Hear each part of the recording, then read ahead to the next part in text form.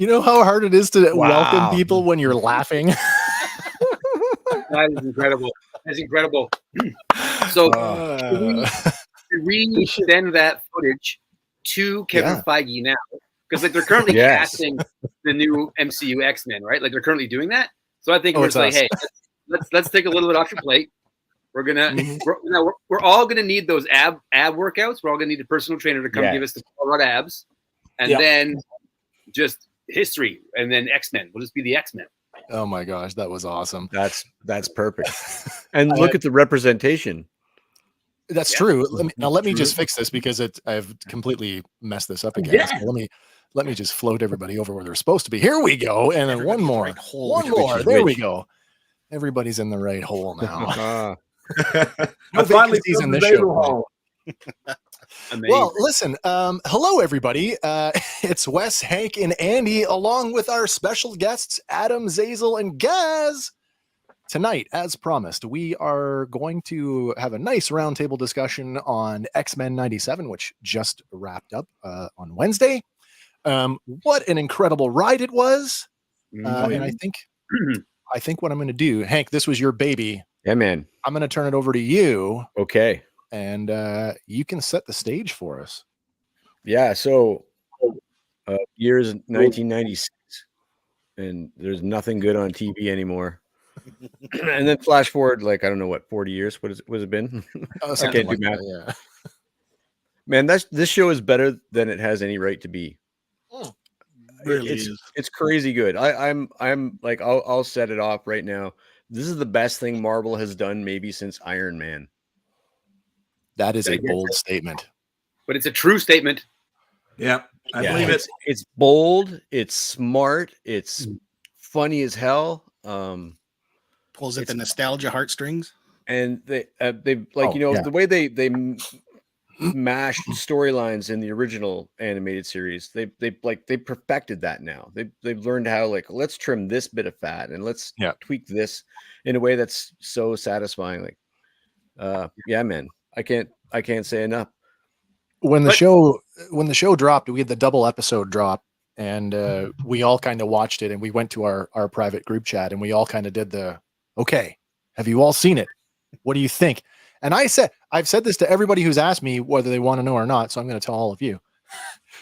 X-Men 97, the first 2 episodes of X-Men 97 are better than the entirety of the original series. Bar none. Hot take. Bar none. Hot take. I think that, like, there was a lot of content in the first run, like 3 seasons. Yeah. But I would say that those 2 episodes are maybe better than any 2 individual episodes. I'll give you that. Yeah. There's a tremendous quality leap, which we would hope for, right? So I think that has a lot to do with how it feels. To know and understand, and I don't because I'm not an animator, but to understand from what I've read that the folks creating the show had to figure out how to make it look bad to line up with the hand-drawn animation of the 90s. There's definitely, as I was screen capping and doing some work for this thing, I was looking at, like, there's an added film grain to it. There's like almost like a blurry quality to it. Like it was tough to get a clear screen cap, which is like never a problem with the other properties. In a way, I like the way it looked, but in a way, I wish, now that you say that, I wish they didn't go to that effort, because I think it would have just been as good if it was modern. Yeah. Just that those X-Men with modern animation would have been fine with me. It feels like it it's doesn't. like You don't have to throw that nostalgia ball at me every 5 minutes. That's what I'm saying. I will say this about animation, and we've certainly had our fill of CGI. I mean, going all the way back to shows like Reboot, Transformers, Beast Wars, and everything that's come after it. Starship Trooper Chronicles, and so that I mean, even modern animation is all CGI now. But Wars. to go out of their way to make it look hand drawn. I appreciate that. I do as someone who loves hand drawn animation. I appreciate that. Well, make no mistake. If we're drawing on a tablet, it's still hand drawn. Yeah. That is true. You know what I mean? You are right. You're plugging keys which are hand drawn into a matrix, and then it's tweening them. But sometimes they don't even do that anymore. Like some of the bigger studios are literally animating on tablets like that. So it's still frame by frame. No, you're right. You're right. I mean, and then even in comics, the coloring now, like it's been digital for like 100 years. I don't know. So, I was a huge proponent of that. Like, no, it's got to be like, Akira. It's got to be, they got to draw that toaster so real that I can butter it when it pops. But I'm softened because there's not a thing. It's like that YouTube channel you showed me, Wes, where there's not a damn thing that isn't CGI. That's a great 4-part documentary. It's called No CGI is Really Just Invisible CGI. It's actually from an industry guy who's in VFX. And over the 4 parts of this web documentary, he'll take you through quite a few productions that and sort of pull the veil back on how much CGI you just don't realize is there, and takes it a step further, especially in the last part where it's like, why are studios going out of their way to deny that this stuff is happening when you have like all of these VFX artists who are working their asses off to do it? It's sending a mixed message. It throws me back to the winning formula of South Park, right? And they're obviously not using craft paper and cutting them all out now and animating in that way. But they keep that style. Yeah. Until such a point where there's like, a different style here is going to really like make the comedy better. Yeah. But they keep that style even though they're using a different technique now because it does win. And what I think the X-Men 97 show did is that it gave us enough of those first few, not the last season of X-Men. That animation can get out of here with that stuff. But it was enough of a connection. Get out of here with that stuff. It was enough of a connection where you could put the 2 shows together, but it did make it cleaner. It did make it smoother. That intro really popped, and that's what again, winning formula. Keep the theme song, keep the intro, and double down on that nostalgia. Yeah, it was. I'll say this though. You can almost remove the nostalgia from the how good is it formula. I've got 2 kids that are 13 and 16, and they watch this show. They every Wednesday were like, "Dad, come home. We got to hit the next episode. We got to hit the next episode." And it made them go back and watch the old show again. They were like, "There's more of this. There's 3 more seasons of this." So you can remove all the nostalgia because I think in our world of like 40-year-old men who really like our toys, we can like be accused of being, it's just nostalgia for you, and it's the memory berries and all this nonsense. But it's actually just good content, right? Sometimes it's just really good content. And I think this X-Men show, if the old show didn't exist and these like 8 episodes were the first 8 episodes ever, I think it would be as good and we'd still be wanting more. My wife was not a fan of the original series, and she watched 97 with me every week, and she enjoyed it as much as I did. So, yes, absolutely. Yeah, I try to go back. Oh, sorry, guys. Go ahead. I was gonna say I try to go back and watch the original series, and I'm like, oh no. Some of those episodes are hard to watch, but I do like that this show starts off as if you've already watched those seasons, and this is the next season that would have come out. Absolutely, coming out now. That's my biggest problem with cinematic universes is that we're just completely starting from ground zero every single friggin' time. And this thing's not afraid to hit the ground running. It's literally like the next episode, with however many years removed. which is a really cool idea to do. I think I've also heard that they're doing that with Spider-Man, the Spider-Man animated. I think it's been rebranded though, but that's supposed to be out this year. Friendly Neighborhood Spider-Man? Friendly Neighborhood, yeah. Friendly Neighborhood Spider-Man, yeah. And I'm pretty excited, especially with the little cameo there in 10. Mm-hmm. With all of the cameos we got. Oh. All the cameos are like, look at all these backdoor pilots we got here, guys. And to know that the characters, so Spider-Man, that animated series, confirmed by the show producers that is the Spider-Man from the original. And then to see, of course, Iron Man and all those other folks that had their own shows around that time. There's a Wakanda-centered animated series coming out. And I read an article this morning. I didn't write it down, or I'm just paraphrasing, but the next project to come out is going to be What If Season 3.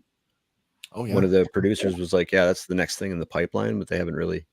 So sometime 2024, we're supposed to get What If Season 3 and the Spider-Man animated series. Oh, it's going to to be a lot of fun. Redux. Mm-hmm. Yeah. I'd like to see an animated Captain America series where he's just looking for his shield. That Rogue after Rogue pitched it. Where's my shield? I second that. Yeah. Listen, just want to check in with the comments here for a second. For everybody who's just joined in, don't forget, you can find all of these legends in their own spaces on social media. We've linked all of that in the description of the video. And if you missed that, it'll be in the end credits as well, so you can find it then. Checking in right now with TJC in the house. Hello, sir. Welcome to the show. Hey, Tej. Hank, you ready to I mean, I don't really have notes, and I don't even know what happens in what episode, but we'll just throw slides up and we'll try to talk about the major beats, I guess. And that's the best part is we can flip the picture. Exactly. Add the stage. Does it automatically do that? Yeah. Look and then how tiny we are. We just do that and then do that. Ooh. I'm at him again. I'm still Hank. There we go. Almost. I got one more adjustment to make. There we go. What happened there? Oh, that's the problem. I know what happened. We should have reformatted your slideshow to be 8.5 by 11. That's okay. I see. Too late for that now. It's mini comics. Mini comics. They're mini. They're certainly mini.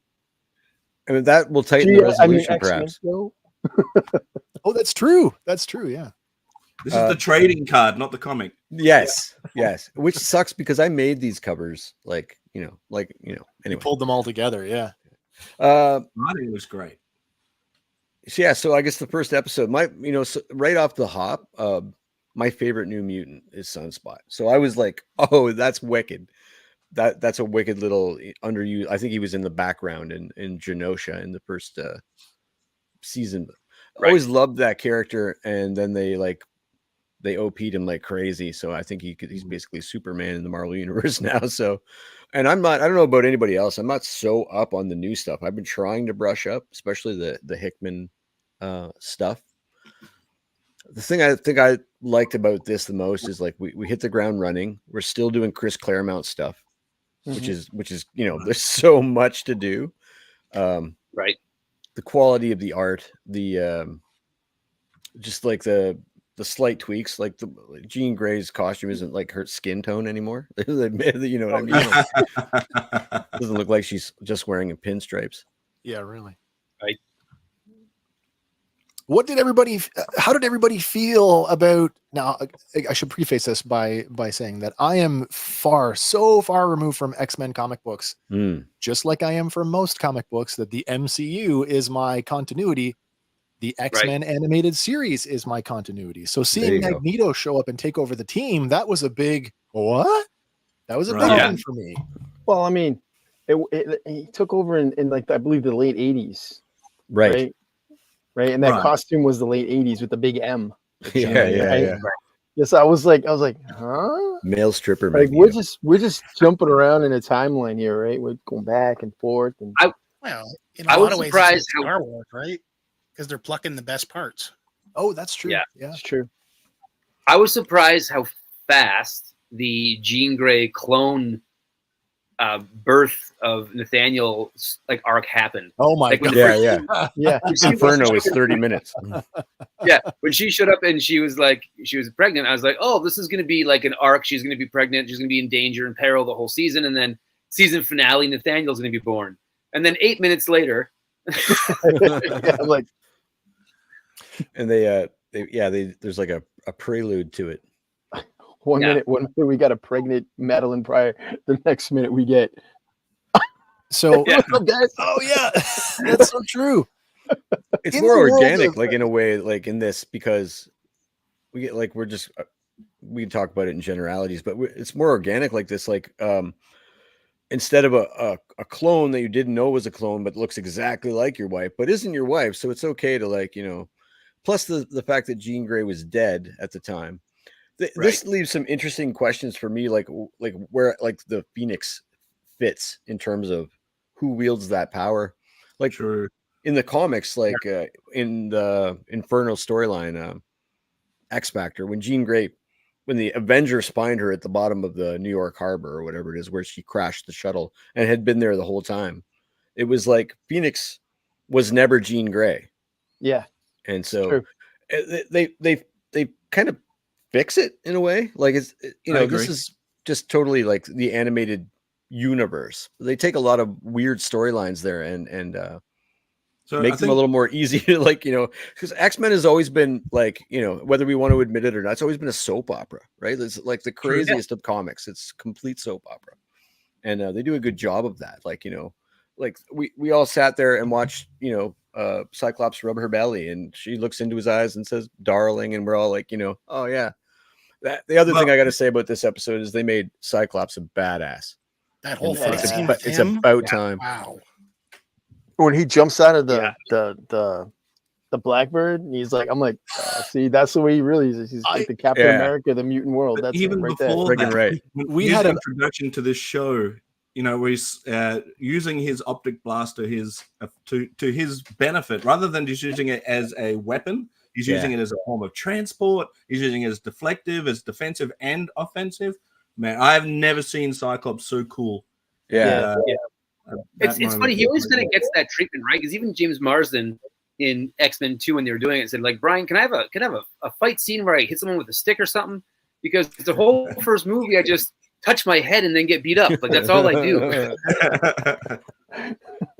We had a whole I kind of laugh because I do this. I do it in our Star Wars stuff. But I said to Hank, I said, oh, apparently a Cyclops optic blasts now have thrust. Which is funny because it again, when the plot calls for it, that's fine. He can survive a 1,000-foot fall from altitude, but he can stay on his own feet when he's blowing through a mountain. Yeah. Right. Well, I guess it's just his neck muscles. It must be that's his real mutant power. It's so true.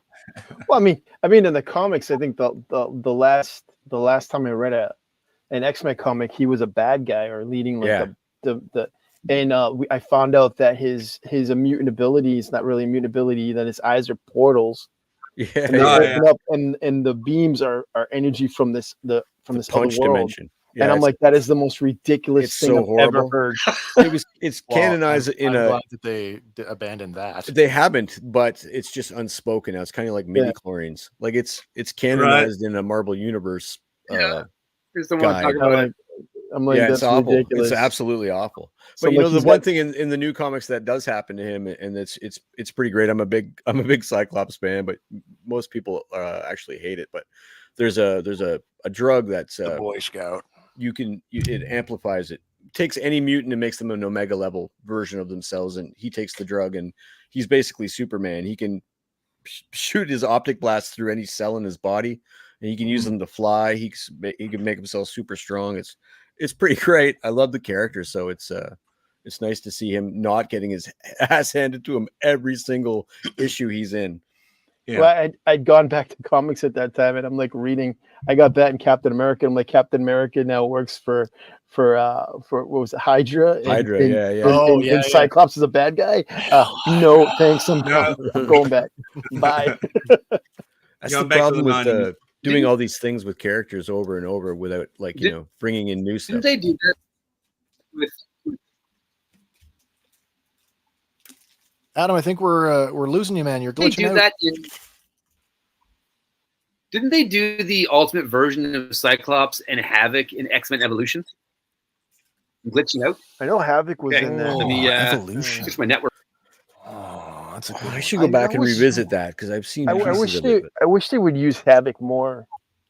You know, but he's a big part of the Madeline Pryor storyline. When Jean Grey just abandons his wife and son, and goes back with Jean Grey, Havoc steps in and starts courting Madeline Pryor. Like he's still courting her. Like the whole thing with them taking over, like I don't know.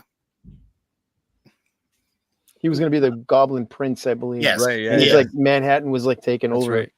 Yeah, well, they've got like an embassy now for Limbo in the middle of New York. Of our lives. And it keeps cutting in on the Spider-Man story, right? Because his clone, who turned into Chasm, is now in prison there, but he just got broke out. But, oh, okay. But yeah, Havoc's still there with him. So crazy. Yeah. So and then I guess is that better now? I'm coming through clearer now. You are sounding okay. Visually, you were still a little blurry. Nice. I'm just blurry. I'm like Sasquatch. I just am blurry. Oh, nice. That's his mutability. That's wicked. And then I guess we kind of already touched on the big cliffhanger, and every episode kind of gets one. So that's what's weird though is that there's like Scott is mourning Professor X. When don't they just know he just went to the Shi'ar Empire? That was so frustrating. That's a little bit, you know what I mean? Yeah, because like later on in the series, like they show this like news clip of Professor X marrying what's her name? Lalandra. Lalandra. Oh, and it's on the news and they don't even react to it. They think he's dead. They don't even react. They're like, oh yeah. They know he's in space. That's what's frustrating. They know exactly. he went up there. They know he's not dead. They know that he can't come back necessarily, which that wasn't true, spoiler alert. But it's just he can never come back. Actually, yes, he can. Yes, but it was frustrating listening. They're going every episode where they go, Charles Xavier's dead. I'm like, no, he's not. I mean, it's okay if the world believes that, but the X-Men are acting like he is, and that I thought was odd. Remember the first time they killed him in the comics, and that it was the what was it? Mimic. It wasn't Morph. It was Mimic back then. Yeah. And Mimic was Professor X for like 5 years, and we didn't know. Yeah, something like that in the 70s. Morph changing his look without explanation, I thought was a little bit weird.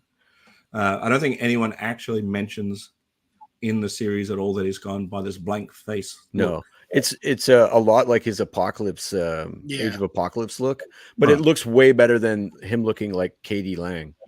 I don't know if you guys know who that is, but yeah, Mom was a fan. At the same time, right? Like he is trying to mask that whole trauma from the original series, right? Yeah, just tell us that. Like the theater. Yeah. Let me know. That's what's happening. I fixed it for you. That's slide 10. I fixed it for you. There we go.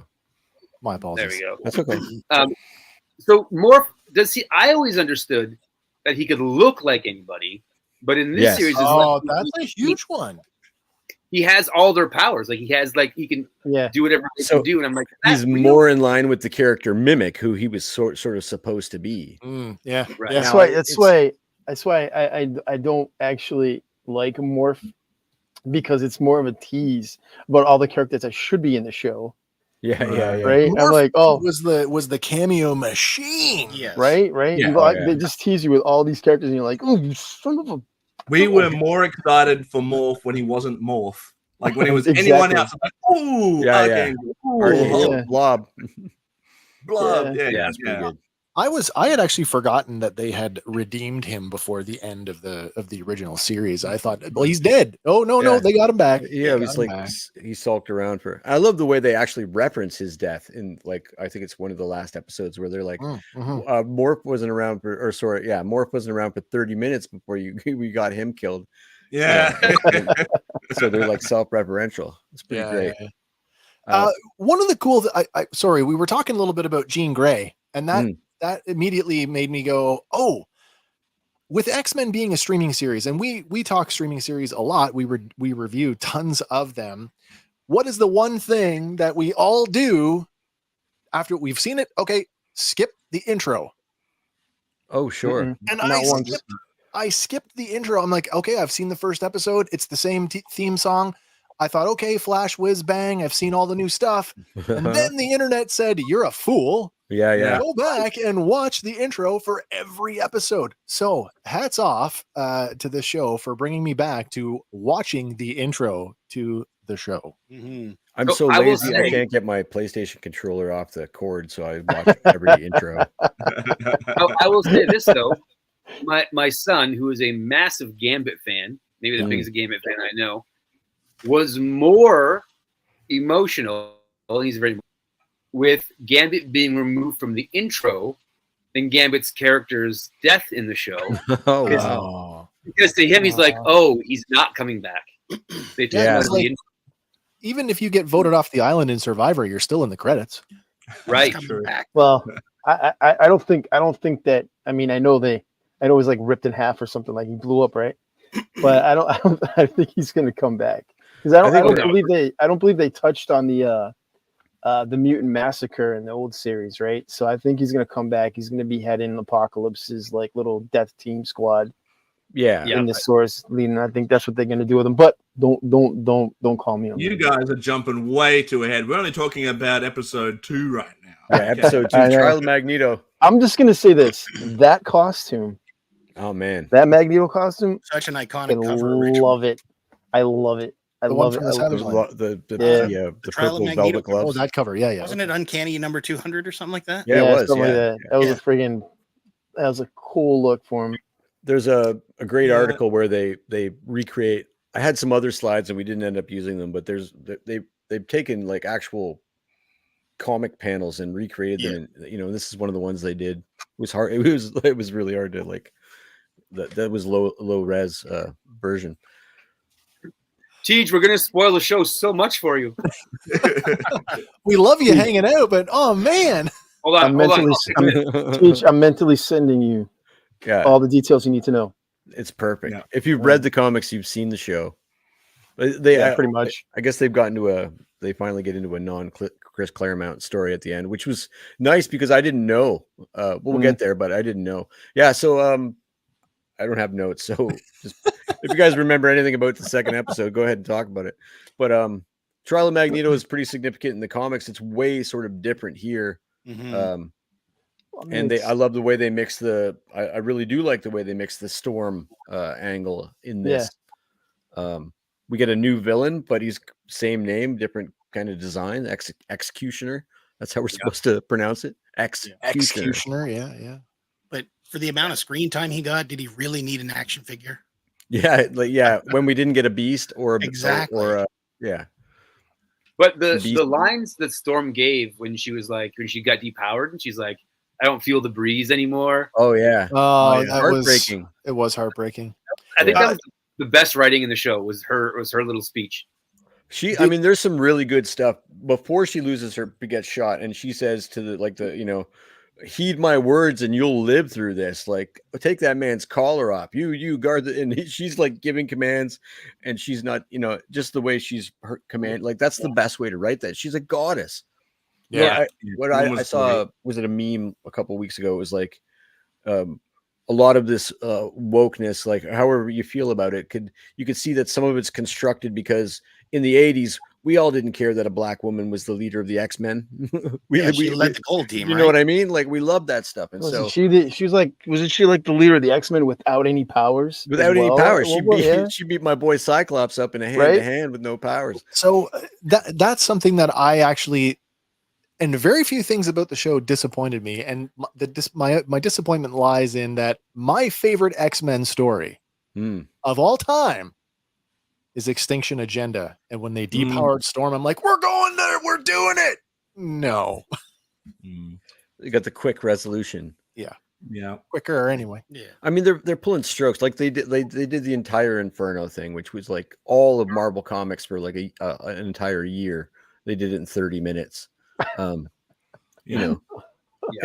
It looks like because we're doing these short seasons, at least they're short for us. I'd rather those long short, but we're not getting these 5-episode arcs or 3-episode arcs like we were getting. We're getting like, here's a 10-episode arc and we'll throw in a Motendo just to keep you entertained in the middle of it.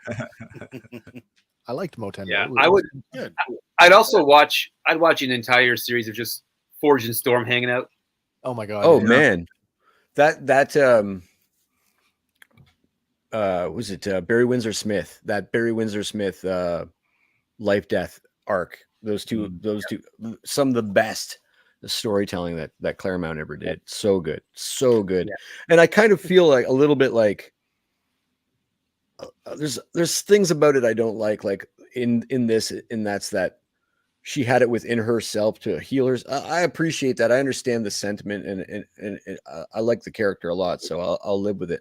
But the fact that it wasn't Forge, who built something, right? Like, because I mean, he even shot her, right? Like, I don't know what you call it, like getting retribution, getting.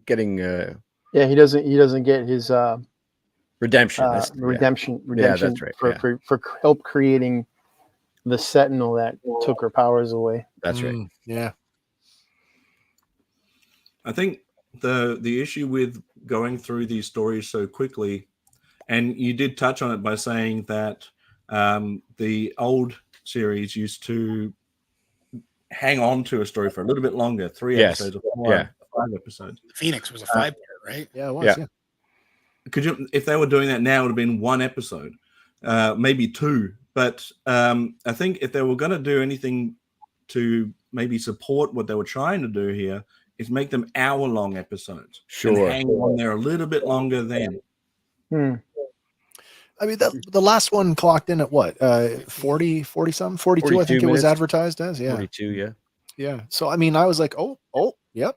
None of them felt short. None of them felt like I could have definitely, I mean, none of them felt long to me. I mean, like I could have watched double that with that kind of quality. Pacing was good. I'm just gonna say because I'm from comic book nerd standpoint, I'm very disappointed in that outfit. Oh, which one? That one. Oh, this one right here. Yes. Oh, they moved away from the. She looks more like the Black Queen than she does. Yeah, that's true. That's true. But I understand. I understand why. But I understand. But I'm just saying the number of custom repaints I've seen of this figure already. Yeah. Makes me wonder what they're gonna do when they introduce Emma Frost as an X-Men with her. Well, they gave Storm. Outfit. They went there with Storm. So I was like. Yeah, but that was more. That's more of like a one piece. Like we're talking about a whole midsection that's revealed. Is it safe to say that everybody's forgotten about the Rogue thing? Oh my god! Let me just say something about Rogue. She's got a white streak, not white hair and brown hair. Yeah. There's a little wrong about that animation. I'm like, wait, when did her hair just turn completely white? It's not cool. Talking about the pacing for a second. I think you're talking about the complaints about Rogue's character design compared to her old character design. Yeah. And nothing confirms the stereotype bias on nerd culture when they're like, hey, you guys want to rehash of an old show? And they're like, they're not sexy enough for us. Yeah. I'm not saying they should have done it. I'm just saying I disagree. I don't like that look. Like I like Rogue's started off with the little jacket and the one piece of Jim Lee saga, right? And then they went to the other one where she used to wear the hood, like the newer one. Yeah. I prefer the one like the Sylvester years where she was wearing the green and black. I like that look. Yeah, that one. Yeah, that's a cool look. Yeah. There was the show where she was wearing her green outfit but Gambit's coat. Yes. Oh yeah. That was a nice little. She should have just kept Gambit's coat on the entire time. I think that was perfect. And how cool is it seeing Gambit in the kitchen just wearing like a Rockers like half shirt? Like he's just wearing have you made a cut off half shirt and shorts and just chilling with his headgear on. He's ripped. He's got a 6-pack. Yeah. Cum gutters. It's like the laziest guy in the group and he's still ripped. His ability is he can stay ripped and he can charge stuff. Yeah. He charges up the abs every morning.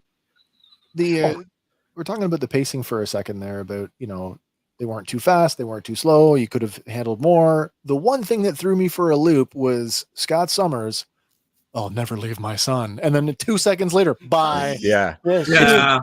It's way better than in the comics. Like it's way better in the comics. Yeah. At least he has a moral quandary here. In the comics, he's just like, oh.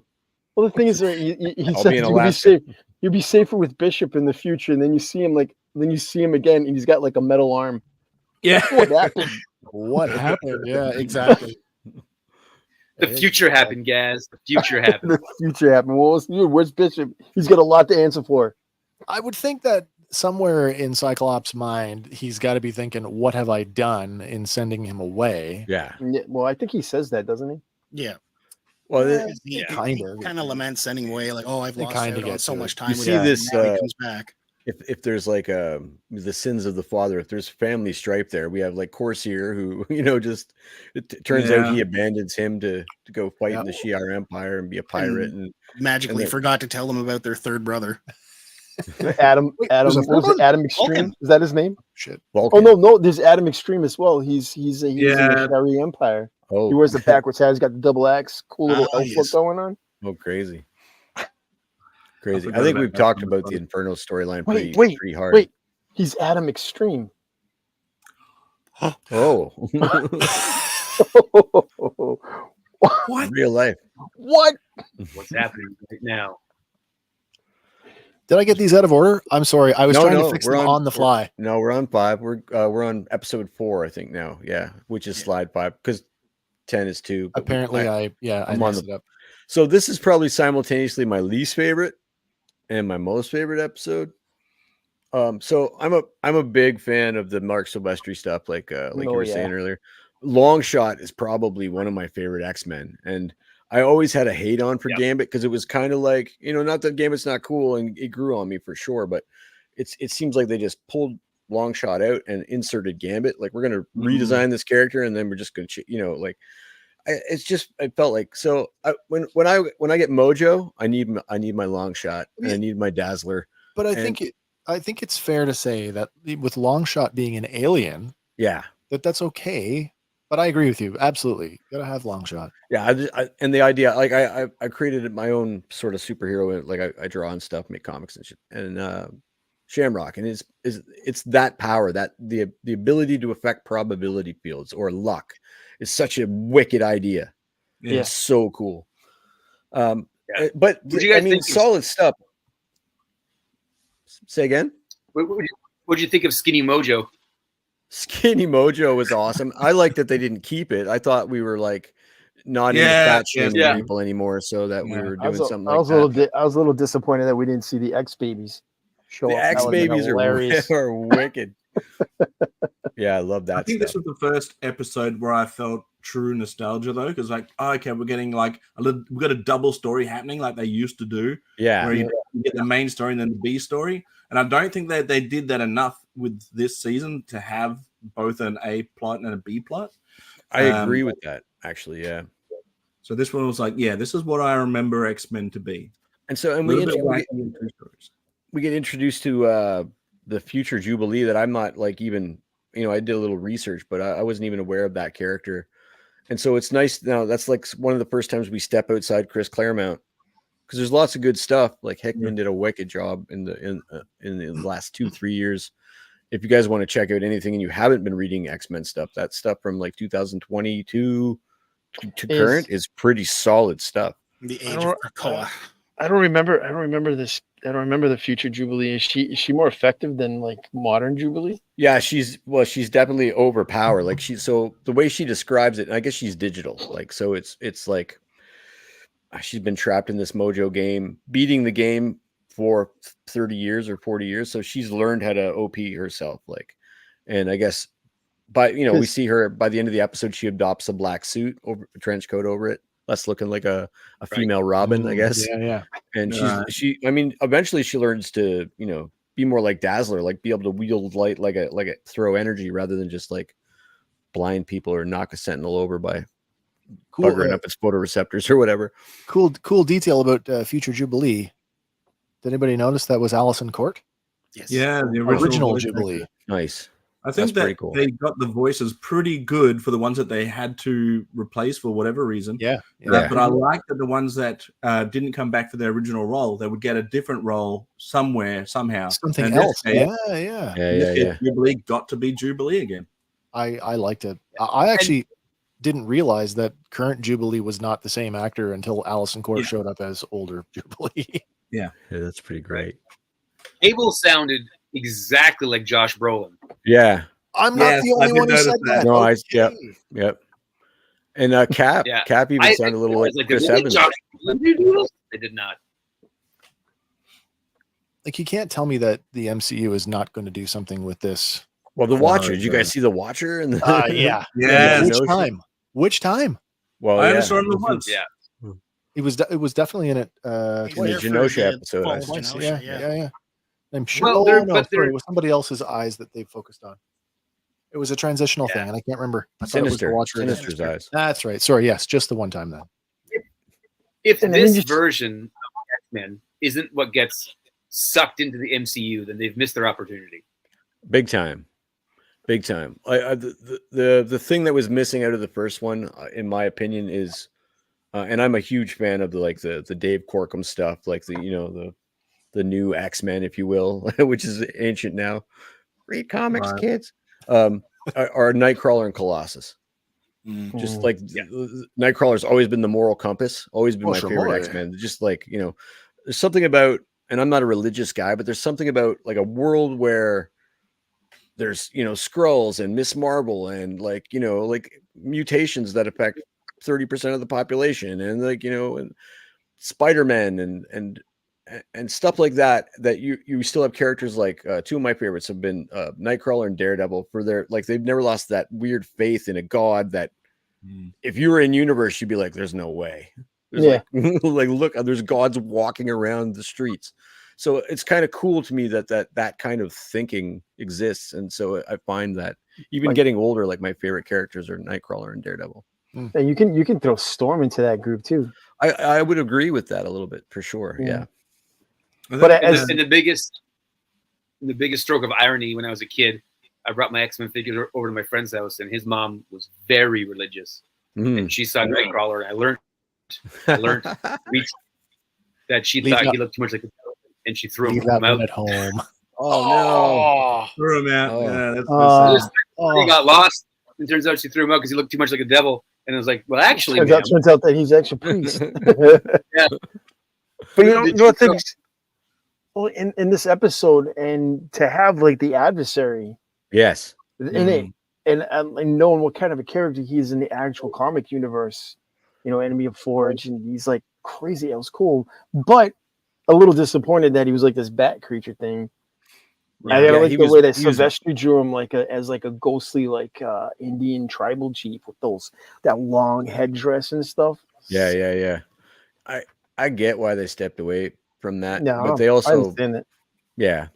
But he was this form very briefly in the comics. This owl bat. I do recognize the look of it. Hey, what was the thing that Hans said on the creature show that we had on Shoot the Shit?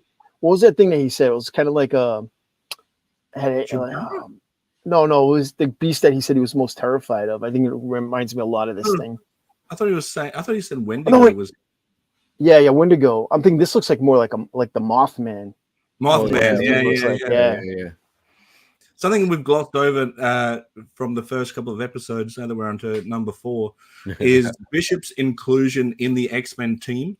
So he's an official X-Men. And I like that they had that sort of rotating door, because Nightcrawler came in without the necessity for, hey, you're an X-Men now. He just is.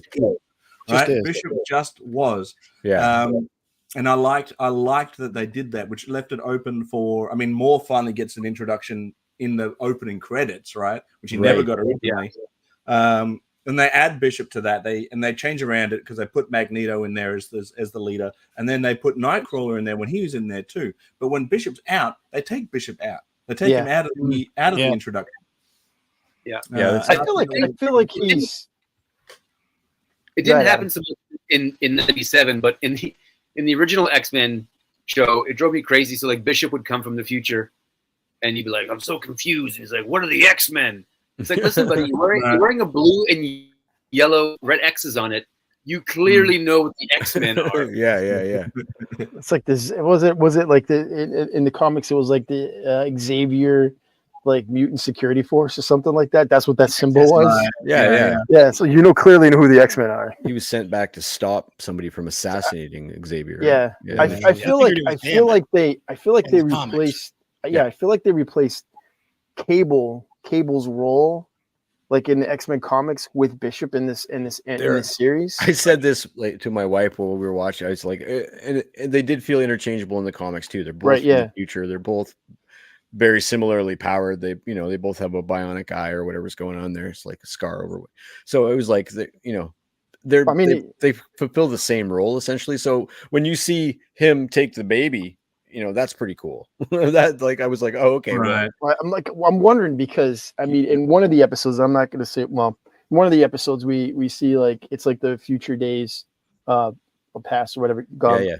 Right. And you see Scarlet Witch on the screen. So I'm like, my mind's shooting ahead going, what could they possibly touch on? And I'm thinking the House of M or, House of M would be the day she got rid of all mutants. Yeah. And that storyline where Cable comes and he gets a newly born mutant baby. Hope. And he has to protect it. Yeah, he has to protect it. And who's hunting him down? Bishop. Yeah. And he needs to kill it. I'm looking at Bishop and I'm like, Bishop's got a right metal arm. And I'm like, wait, what? Yeah. And I'm like, I want to see that story. And I hope they don't do it in a half an hour. No, exactly. Imagine being a time traveler like Bishop, bringing two of your guys along with you that get absolutely wasted in the comics, right? Oh, yeah. Which is cool, though. Great comic.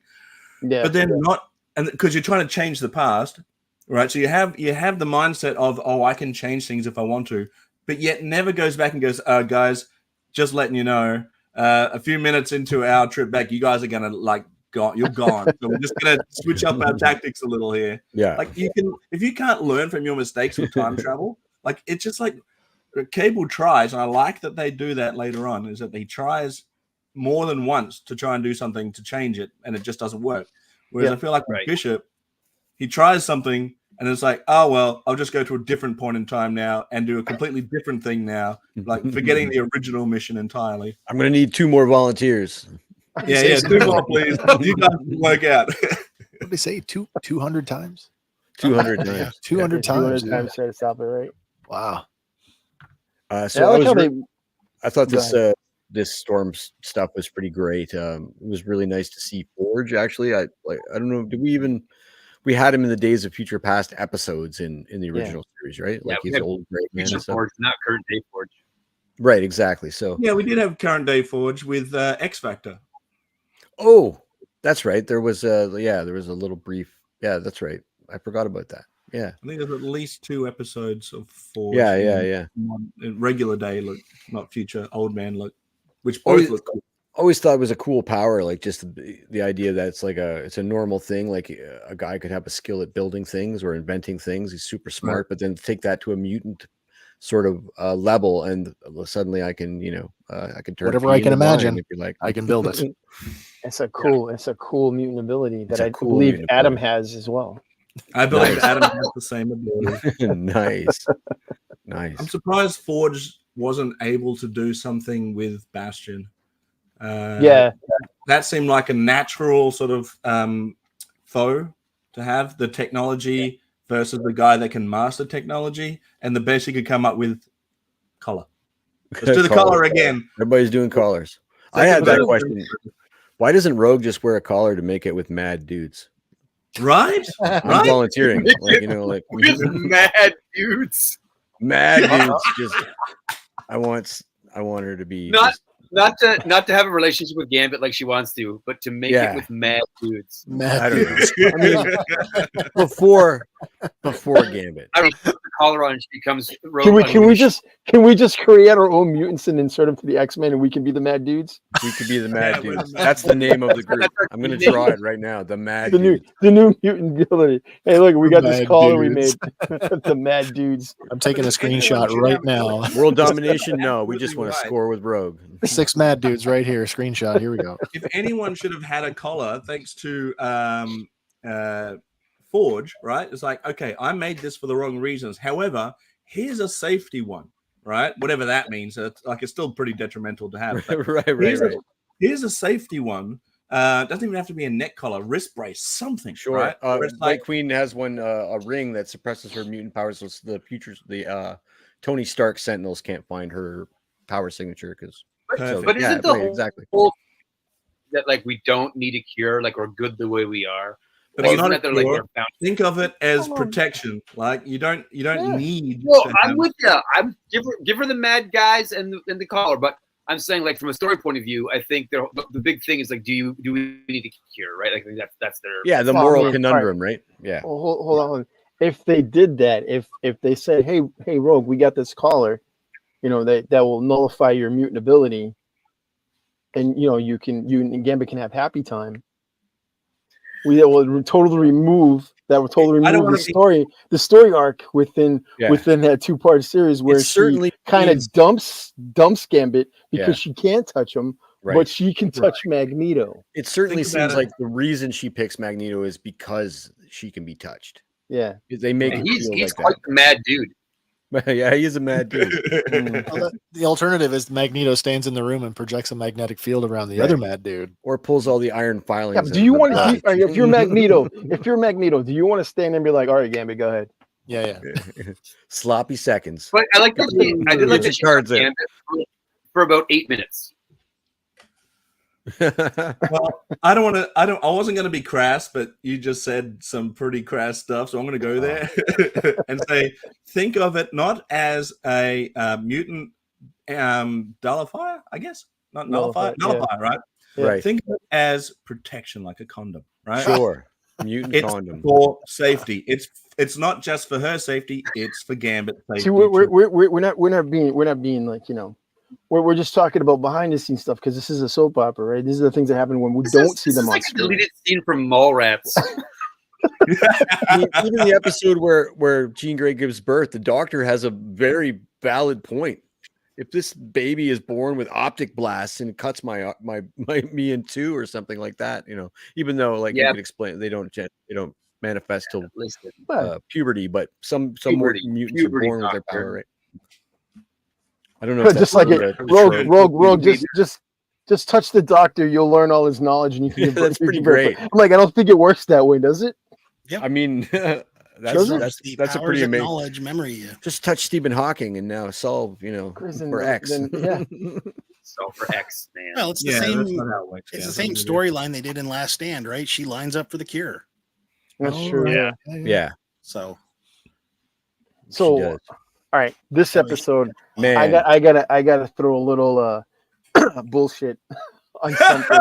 Okay, all right, look, I love the episode. The fight scenes are incredible, but Gambit charging Wolverine, I thought that was cool. He would explode. Cool. I think he did explode. He would explode. No, he would explode. He would explode. And all right, Wolverine. Okay, Wolverine in this series. I'm gonna say this, and don't look at me in a different way. I think he's just a cliche of Wolverine, of like, oh, I'm just going to kill everything I see. Because his answer for everything is, I'm going to kill him. Right. I'm going to kill him. Like you're going to go up against, you're going to create a task force to do two things. One, go against the Sentinels. Two, go find Magneto. Who are you not taking to go find Magneto? The guy I'm not taking Wolverine. Yeah. That's how it played out. And I think it played out originally in the comics. We're getting ahead of ourselves again, but I think it played out in the comics so that they could do what they did.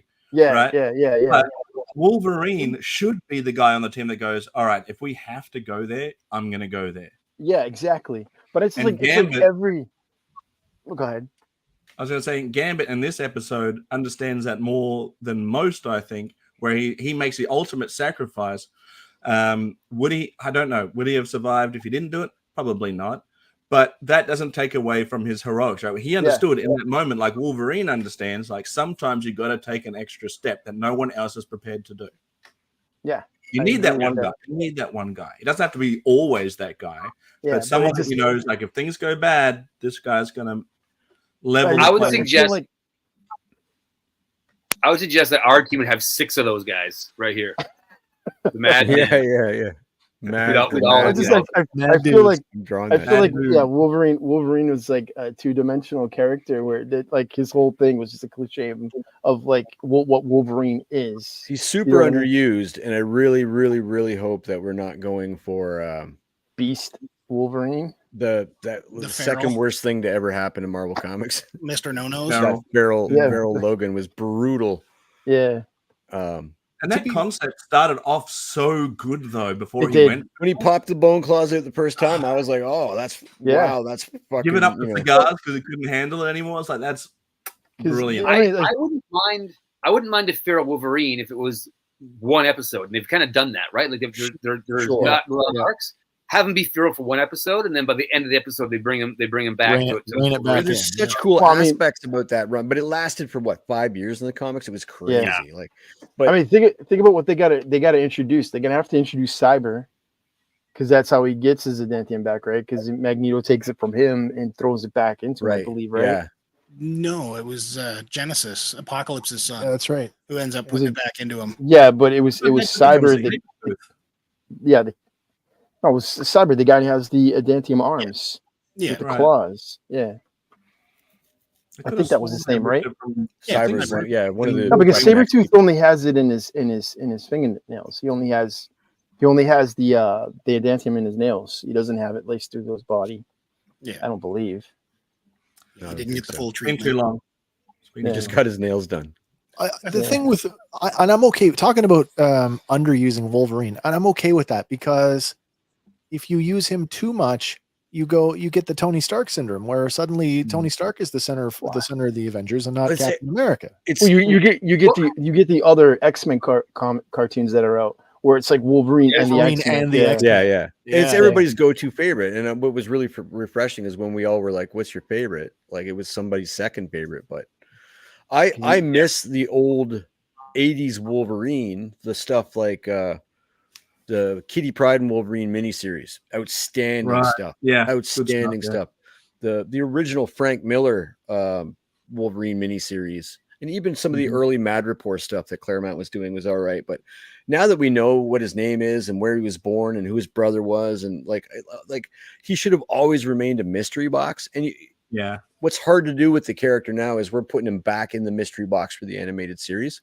But we know all that stuff, and hopefully maybe they change it, or and I think ripping his adamantium out, we're way ahead of ourselves. But I think that's probably means we're going to focus more on him in the second season, and maybe we'll get that. Maybe they kept him vapid on purpose so we can delve into that character. They did Wolverine best in the original cartoon when he had his own focus episodes. Yeah, absolutely. And that goes with just about every character too. But Wolverine doesn't really get his own solo focus. No, he doesn't get one on this series, does he? No. I would love an episode or two where Wolverine's like, Bone Claws Wolverine, but morphs into like Metal Claws Wolverine. And because he has all the powers of this morph, he's just like, look what I can do. And he's just mocking Wolverine the entire time. I mean, when he turned into Sabretooth to pull him out of the doldrums after Gambit dies in this episode, I think it's in the next episode. That's dope. Like that's a cool, that's buddies. Man. Bit of a dick move right there. And the same with turning into Professor X at the beginning. That's wicked. Walking around, even just walking as Professor X, right? That's an affront. I mean, you choose Sabretooth to pull him up because Sabretooth is strong, and he smiles like Logan smiles at. He goes, "Oh yeah, all right." Yeah, but I mean, you could have picked like Colossus. Right? Oh, it's true. I think it was just to give him I don't know, remind him what the point is, like a good old fashioned tussle. Yeah. I gotta say though, I was really surprised they went there. The show creator actually broke his silence on this episode, went to social media to say this was the crux of his pitch, Bo DeMaio, and no one knows the real story, and probably doesn't even matter, but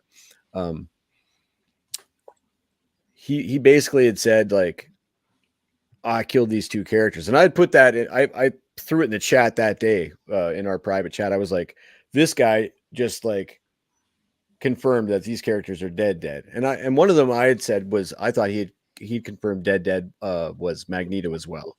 And my wife was so mad at me. She was so mad at me because I had read an article and then just repeated the article. Gambit's not dead, but I like the idea.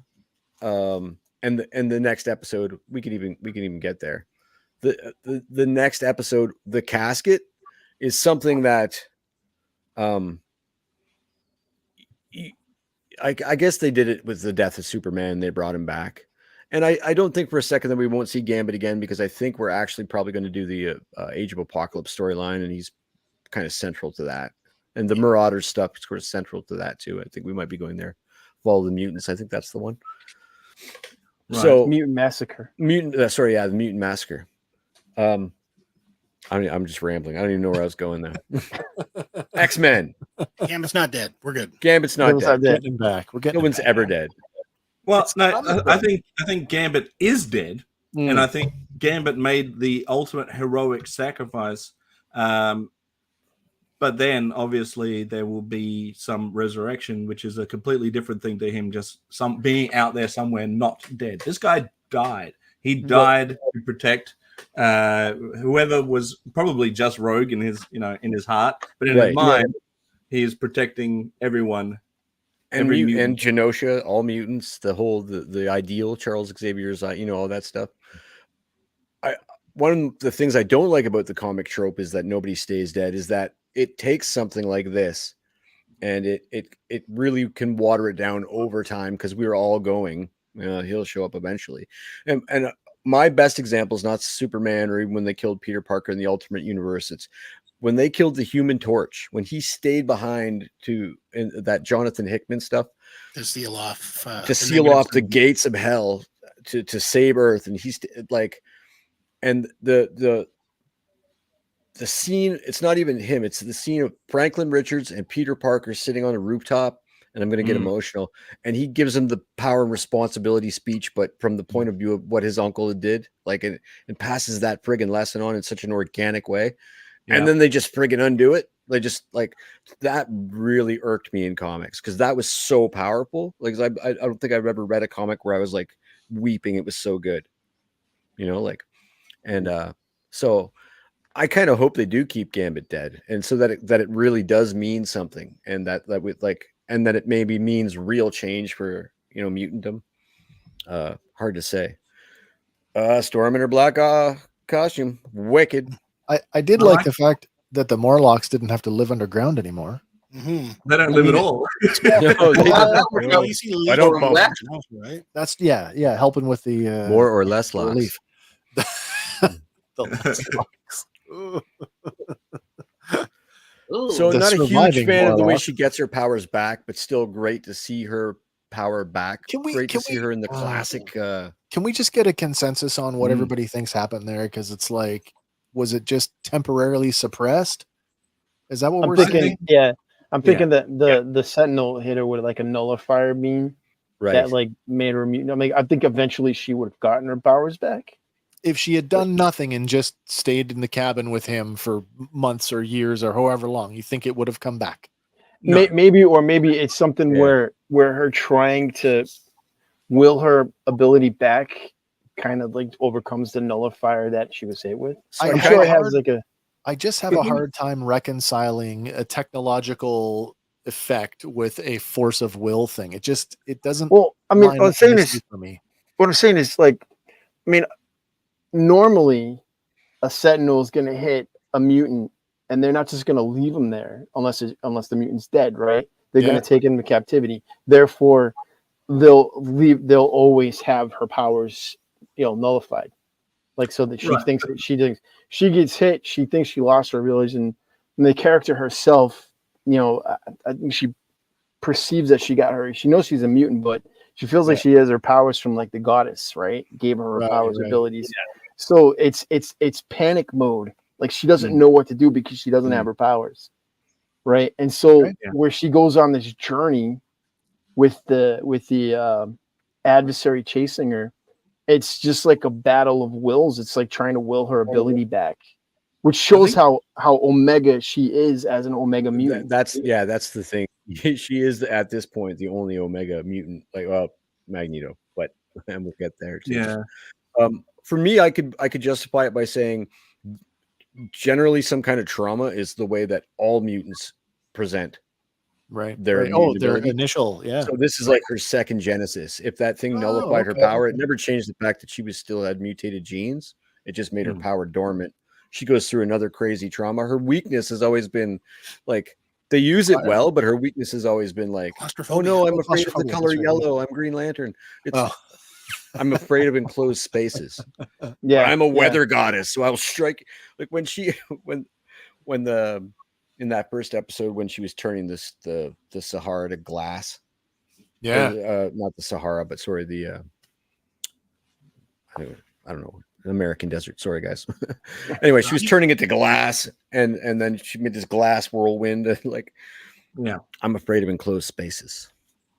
Well, I think that that's a good juxtaposition between what she represents and what she fears, right? Well, no, that's probably true. She has the world to explore with her powers, right? But if you enclose her where she doesn't have the wind and the rain and the clouds and all of that sort of stuff that she draws her strength from, that would be a natural sort of weakness for her. But you also take the.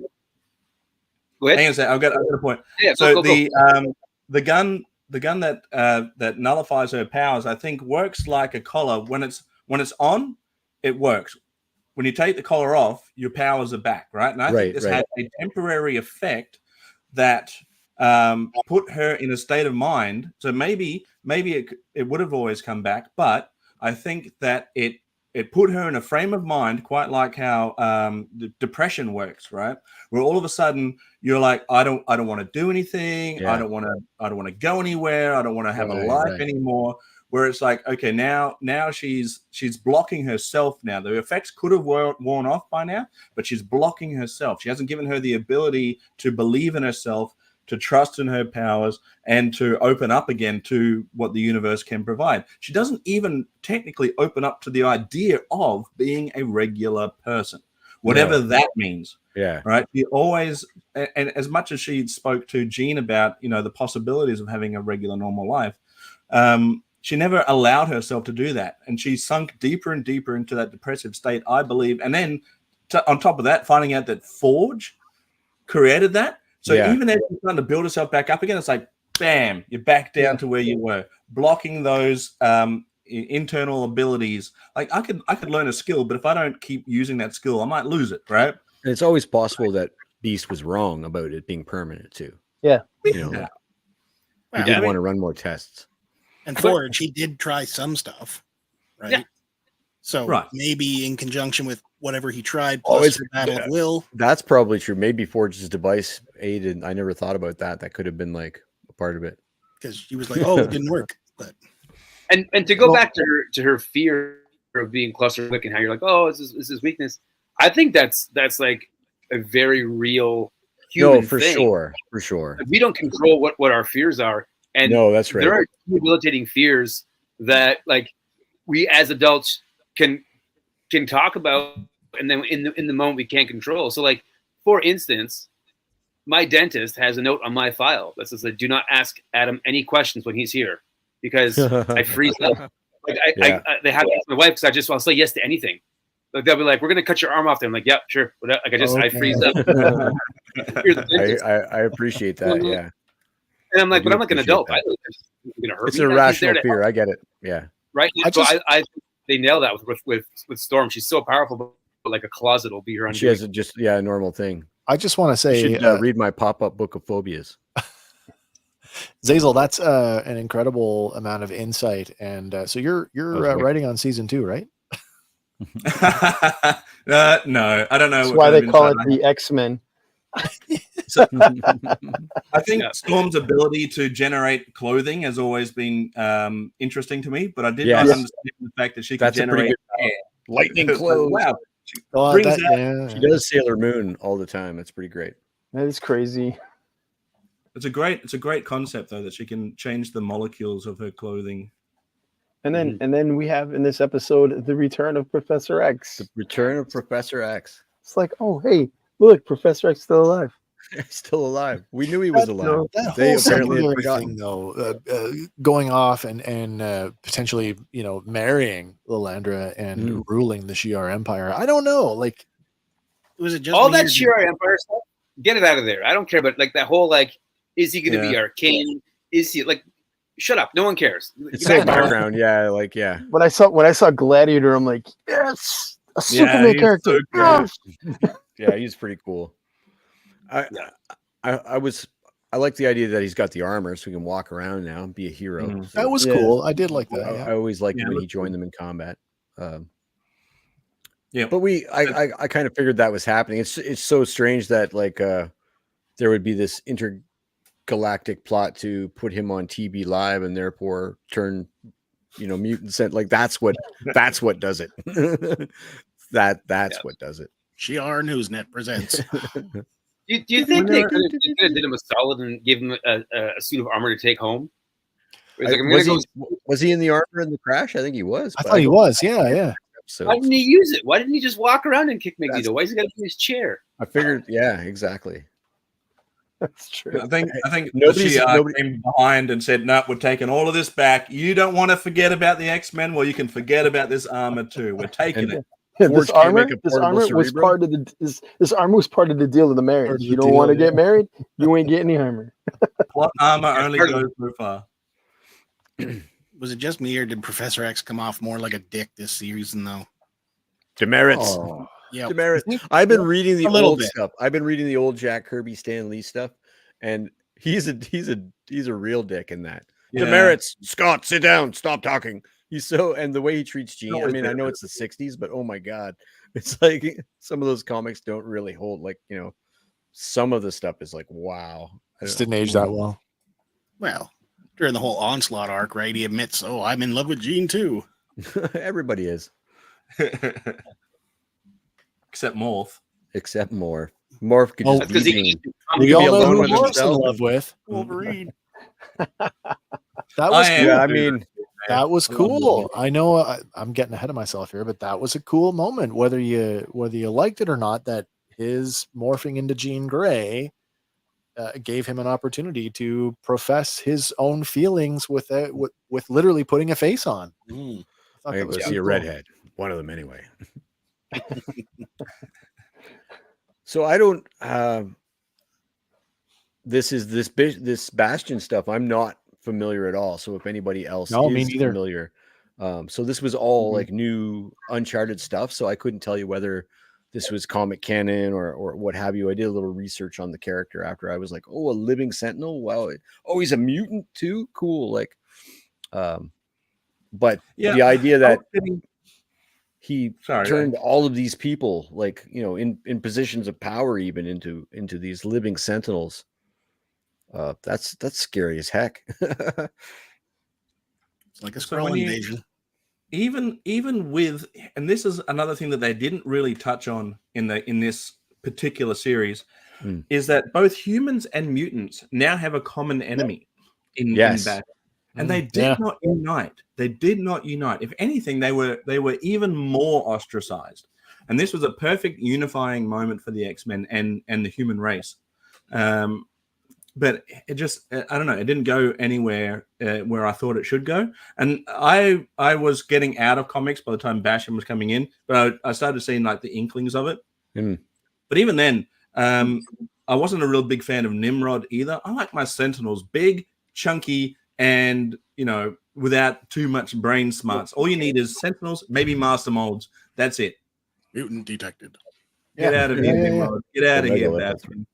The only part of Nimrod I liked is that where Nightcrawler teleported away with his head to destroy him. That one. When they were fighting Bastion, I was like, teleport away with his head. Teleport away with his head.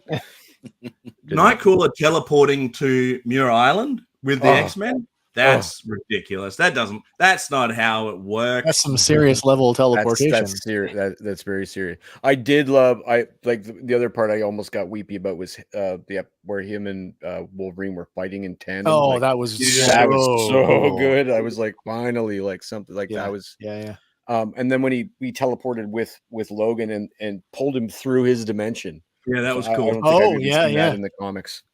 Thought that was. It was a little unnerving for those couple seconds, like whoa. So I guess the cat in the room or the cat in the roof really is like that Rogue kills a guy Like it doesn't take, right? But yeah. Rogue straight up kills a guy. Yeah. And Nightcrawler didn't do anything to Not help. a thing. Rogue, I can't. Rogue, naughty, what have you Rogue, done? naughty. Well, Wolverine does he deserved it for sure. With Bastion in these human Sentinels, I do agree that I like my Sentinels massive, like kaiju style, but part of me kind of thinks it's kind of cool. It's like like the way Bastion puts it, it's like an evolution for humans. You know what I mean? It's like the next evolution in human where they merge. Right. Which I think is cool, but I think that it could have been. Seems we've lost Adam. No, I'm Xazyl now. I'll be Adam for now.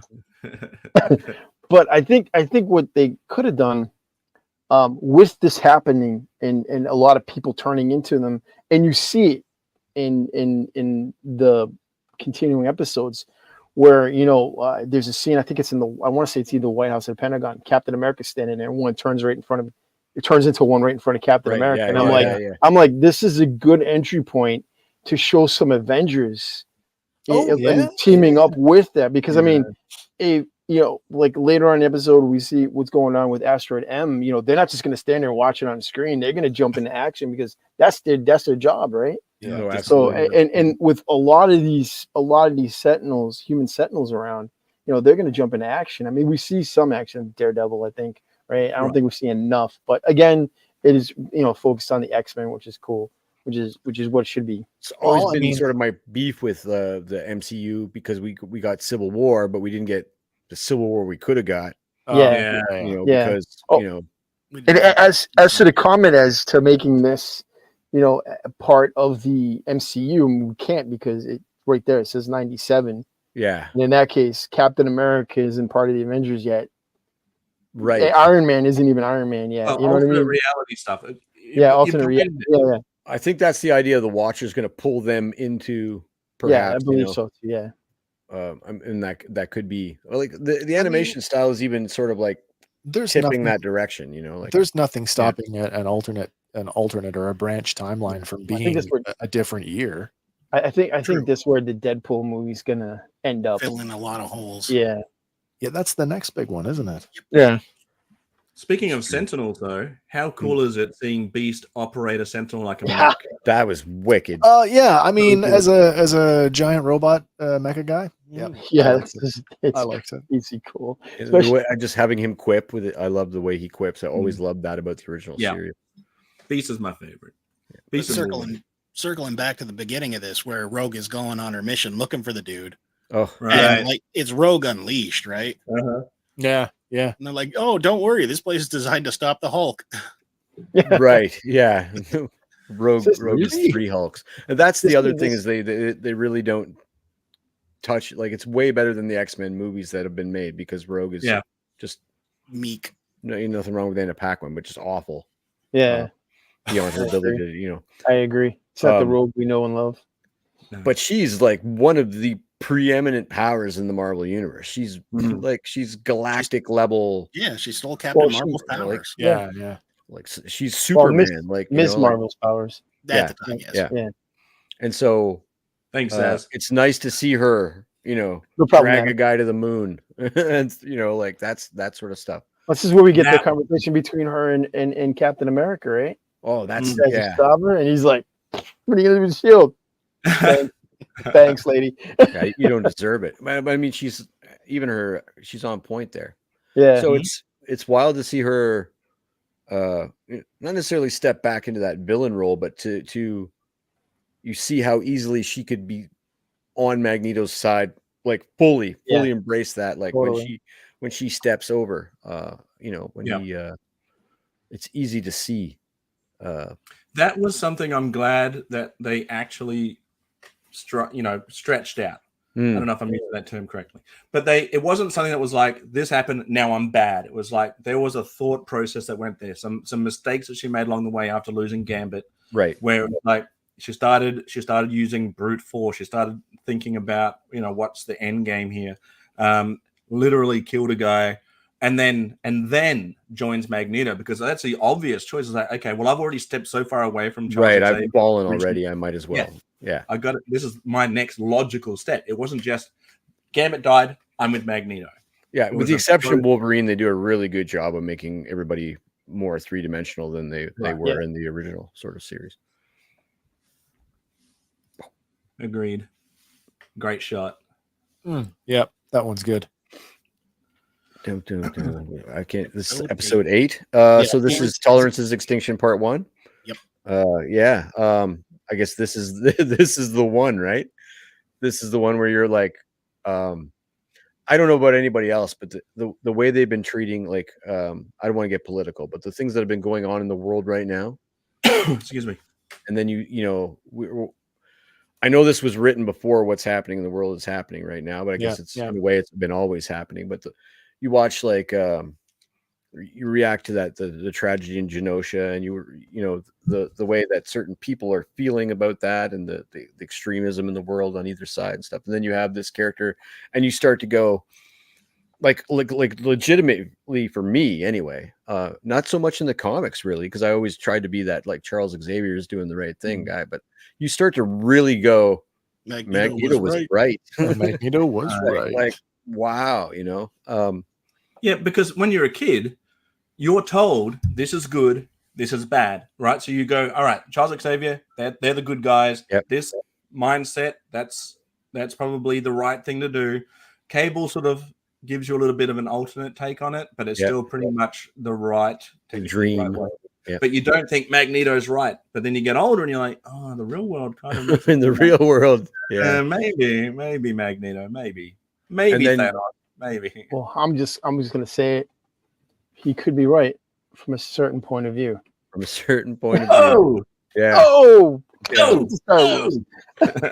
no, that's just it. And that was the one of the boldest things about that Thanos thing was that you get, like, there's a moment where Captain America, right, he goes, you don't really want to say it, but there's dolphins in New York Harbor, like, things are better. Maybe Thanos was right. And then we get, like, we all knew that. I mean, we always assumed that Magneto could do this. My wife is always saying this about Jedi, that they lack imagination. Why can't Jedi fly? Why can't they? Right. Like, when you see the Tartakovsky, when you see Yoda pulling Star Destroyers out of orbit, why can't Jedi do that? It's just mind over matter, if that's the right. Yeah. So to see an Omega level mutant do an Omega level thing. Yeah. And, like, my jaw dropped. I was like, oh shit. He just turned everything off. Like everything. And the Magneto protocols, though, they're a bit weak, right? It's just like they really are. Throw missiles at it. Yeah, they're metal. They're made of metal. If he hadn't been fighting somebody else, he just would have crushed. We have all these superheroes that work for us, and all our whole thing is just shoot a missile at them. So they really can't tell these stories properly. This is the first time I've seen them. They may have, again, I haven't read comics extensively in a long. I've been reading a lot of Star Wars stuff and getting back into the Marvel stuff. But like Molecule Man, you write a character like Molecule on paper. You go, okay, this guy can do anything he wants. He's a bad guy. So we're just going to make sure that he's, like, so nerfed emotionally that he can never be a threat. But realistically, he wakes up, stubs his toe, and undoes reality. Right? Yeah. They've made this class of characters. Marvel's so good at it, and then nerfing them emotionally. It's nice to see a character go and just, like, flex like that. I agree. Well, he flexed way back when in the comic, right? When he reversed the magnetic poles. Yeah. Oh, that's true. Right before Wolverine cut his head off. Right. It was a dark time, wasn't it? It was.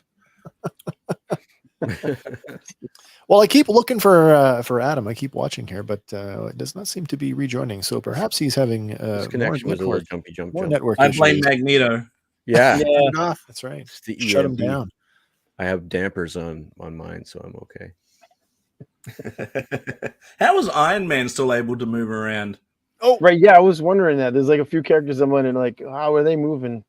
They got like tech on them and how they're moving. I guess he shielded himself. I mean, we had that solar thing that Forge did for the Blackbird or whatever it was. So maybe if it's the MCU arc reactor technology, maybe that doesn't operate off grid or something like that. Maybe it's got ray shielded or something. Could be a microwave. Maybe it's got a Faraday cage on there. I'm just thinking somebody like I'm just thinking like poor War Machine, just like on a mission flying around, outside everything's gone. Oh my god, yeah. Well, that's the thing. Like my wife looked at me, she just said, Magneto was right. He just killed thousands of people. Yes, he did, right? Yeah. Babies being born in hospitals, planes falling out of the sky,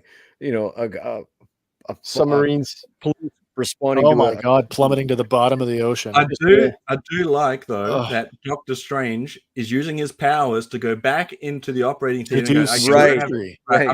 Where can I be the best help here? And that was a perfect example of what to do in this crisis situation. Captain America and Iron Man, I don't know what they were doing. They're just standing there. Street level guys are in the streets trying to stop rioting. Right. Doctor Strange is using his abilities as a doctor to doctor. Yes. So, perfect examples of what they're being exactly what they were in the MCU, which is mostly politicians. How many of us had our eyes just widened when we saw Omega Red? Yeah. Oh, I was, and that whole all those cameos were like Crimson Dynamo and Dark Star. As they're protecting them, as they're ready to fight those human sentinels. That was sick. I was like, I want to see that. For me, it was Cloak and Dagger, the one that made. Oh yeah. Step in to protect up until this point, they're wearing their 90s Jim Lee era costumes. The Lee costumes, Do they? Because I tried to go back and figure it out. I could not find an answer really to it. Why do they go back to their original costumes? Oh, they were all beat up. I think they went to, was it Moore Island, where they launched the mission attack, and their original suits were in the background, and they changed. They were all in the. That's correct. They were all beat up. The Batman tubes of suits of their. They were sitting in the background. I noticed it. I'm like, oh, look it, there's the Marvel Girl uniform. Oh, in the original Cyclops uniform. Honestly, it's the bits of the story that ripped me out of the Phoenix, like that classic Jean Grey and Cyclops being so like intertwined in the Phoenix story in my head from the comics. Was like watching the Jim Lee stuff, kind of like that stuff. It's a minor gripe. It's like totally superficial, but for me, I was like. Especially Cyclops with the the Wolverine, the brown and the yellow. I love that. Cool. That's my favorite. I dug it. I dug that. Yeah. Cool to see. This moment right here. I was praying. Yes, pull the adamantium out. Are they going to go there? Please let them go there. And I was almost good to the end of the episode. I was like, I don't think they're going to do it. I think Magneto's like dead, right? But then they do it. Not only do they do it, but they freeze frame it, and it looks just like the original panel, and I'm like, beautiful. I was right. I was reading the comic at the time when this happened, and it was a huge X-Men moment. And this is not disappointing. The only disappointment I had was the next episode where Wolverine doesn't do anything to help save his friends. And in the next comic, it's actually Wolverine is fighting to get back his healing. Yes. And he gets pulled out of this coma-like state by Jean Grey, right? Yes, and he comes and he saves her. And I was hoping for that moment in the next episode where it's like, okay, he's going to get pulled out of this. He's going to save them somehow. But no, she's literally holding his body together while he's trying to heal. Yeah. I just hope, like we said, I hope the feral stuff is a quick episode. They do the coolest parts of it, but not the pig's nose thing. No. Again, if I'm Cyclops, I'm on the mission. I'm like, Wolverine, you go the other way. Too much of a liability up there for me. I don't need Magneto taking you and throwing you around. But at the same time, with that moment, they've planted now the seed for the whole Onslaught saga, right? Oh yeah, that too. Yep. So that needs to be more than a 1 or 2 episode situation. Yeah, right. I may have the same slide in here twice. No, there's 11 slides for some reason. But that's my fault. I'm sorry. I gotta mention that before we go to this. It's the whole Phoenix named Jean Grey rising out of the water as the Phoenix. Yes, and stopping everything. It's like I'm thinking to myself. I'm like, in the cartoon continuity, I guess so, but she's not the Phoenix. She never was the Phoenix. The Phoenix is a cosmic entity that used her body, right? Yeah. I mean, as its source. I think it gets convoluted because a lot of people. I remember getting like years ago getting in arguments with people saying, "Oh, Jean Grey is the most powerful because she's the Phoenix." I'm like, she's not the Phoenix. She's just an omega level mutant. Yeah, she's very powerful. Yeah, she's not the Phoenix. No, and they even back then, I don't know if they've retconned it or not, but they qualified it in that the Inferno, the very first X-Force comics when Reed Richards finds her, that Phoenix took her form to make it unpalatable, and so but the Phoenix Force was like basically corrupted by her humanity. Like, that's why I went Dark Phoenix. To be fair, though, she doesn't actually do anything as Phoenix, right? She doesn't do anything that isn't Jean Grey power. Like, she uses her mind to draw in Bastion. So, I mean, if you want to think about it in a different way, maybe she's just projecting the look of the Phoenix. Which would be totally intimidating too. Right, exactly. It does get gray in the comics when you get like her daughter from Rachel Summers from the alternate timeline who wields the power of the Phoenix. Yeah, like innately. Like, what's up with them always ripping off the metal arm? You got a metal arm, you got to rip it off, man. Sorry, just tear it off. I'm like, why? The newest Uncanny Avengers, I think was just posted this month to Read All Comics, but Captain America has one of Bucky's arms now because Captain Krakoa snaps, who's supposed to be Cyclops, but Cyclops is dead. But read the new comics, they're pretty cool. He snaps his arm by grabbing his shield and twisting it. So then they hollow out one of Bucky's arms as a cast, and he's wearing Bucky's. Well, Bucky has the left arm. Yeah, well, left arm. I don't know. Anyways, now he's got a Bucky arm on his shield arm, and turns out Captain Krakoa is the Hydra. Flip the hand around. They brought him back to life. Everybody comes back to life, except for Uncle Ben. Except for Uncle Ben. Good point.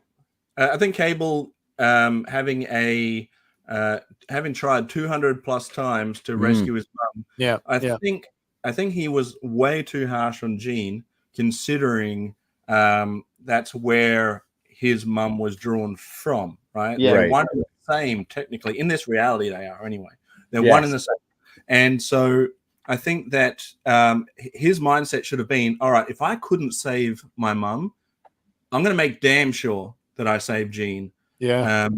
And unfortunately, and I thought that's where it was going to go. I thought it was going to be like, okay, I'm going to break Sinister's connection over whatever he has on me, and I'm going to make that mental choice now to change my thought perception and be like, okay, this is my new mission now. My new mission is going to be to rescue Jean Grey.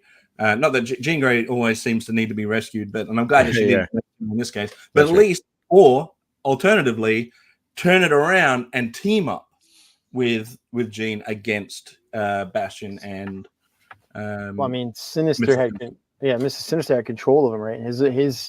His ability is telekinesis, right? Which is like Jean's she's telepathic and has telekinesis, right? She's a powerful telepath and telekinesis, so she would be able to break the hold over Sinister because but he wouldn't be able to because he doesn't have that telepathic ability to do that.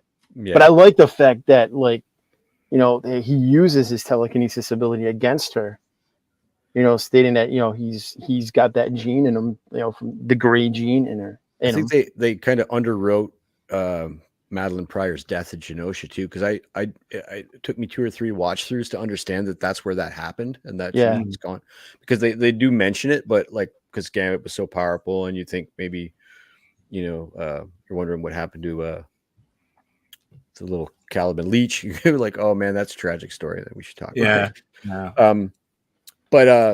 So I think that a lot of my first watch through, I thought Madeline Pryor was still somewhere in the background, me too. Could be a sort of it wasn't so cut and dry, but a lot of moving parts. Doing a book like that, imagine like writing a book like this where there's like 30 main characters and you got to give them all screen time. I thought it was pretty cool that Forge has like established, the Xavier School as his little base of operations, and we get the he's a future past kind of poster that he's got like rocking a morbid poster of his dead friends with X's like yeah. Some of them, but I don't have photographs of them with X's carved into them on my walls. Right? There were notes on some of them. Yeah, they said missing, presumed dead. So I did pause that, and because I'm morbid and go, but interestingly enough, Jubilee, Sunspot, AWOL. Cable, AWOL, and Scarlet Witch off planet. Quicksilver off planet. But no Angel. Is Angel dead? Am I missing something from the original? Well, I don't know. Yeah. Look, is Archangel dead? Well, he didn't. Was in the? I don't remember in the original series. Was he in the X-Men in the original series? No. See, that was so weird. That was what was so weird.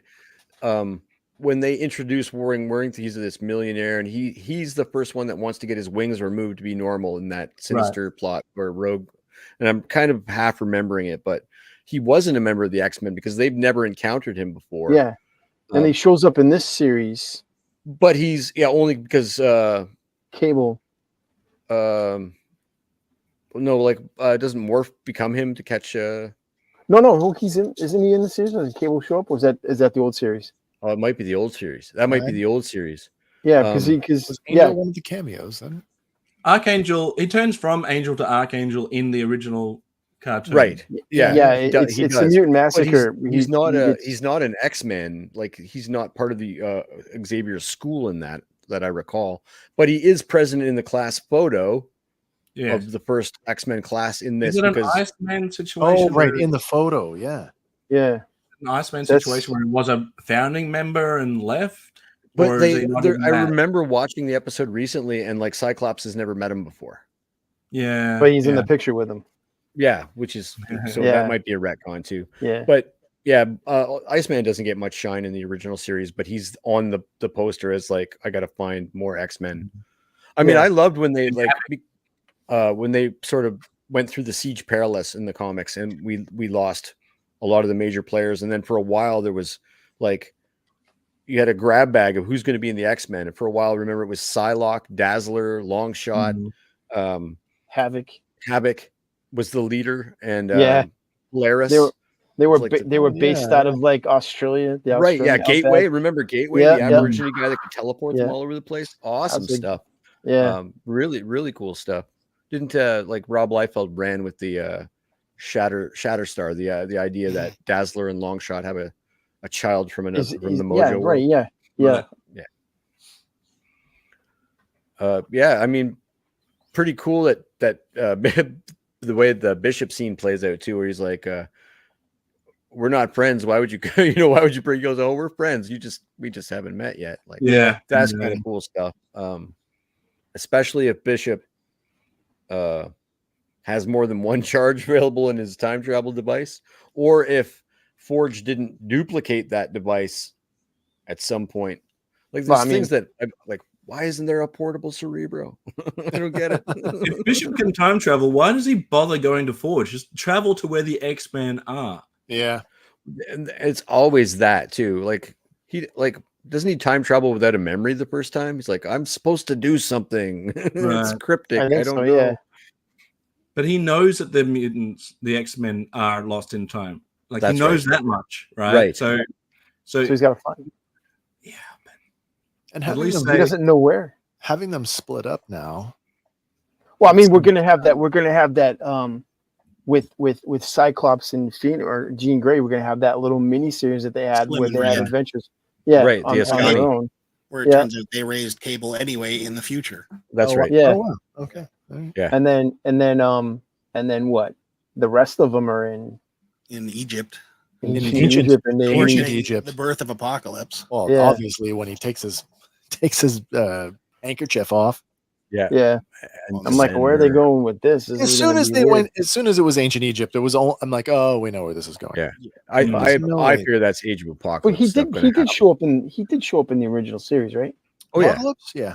Yeah. Yeah, they did he He was involved. He was like pulling sinister strings. They've Yeah. always like, even in this where they have like somebody else pulling sinister strings. He's always been like, he's pretty like, he's an immortal mutant too, right? Like he's been, like, hacking. Is he now? Well, no. Yeah, because in the next season they have to tackle it because they're going to be facing him in the past, present, and future. Yeah, Sinister, you mean? No, I Apocalypse. don't think they've truly utilized Sinister quite like they did in the comics. He was very menacing in the comics. Yes, very menacing. I mean, he's originally one of Apocalypse's horsemen. I believe he was Death. Oh, maybe. Yeah, just the way he run the orphanage with the robot nanny and the whole. And then he broke away. He like turned against Apocalypse and went on his own thing. And he has this like obsession with the Summers gene. For some reason, he's like he needs to get this was deception because in the original comic he had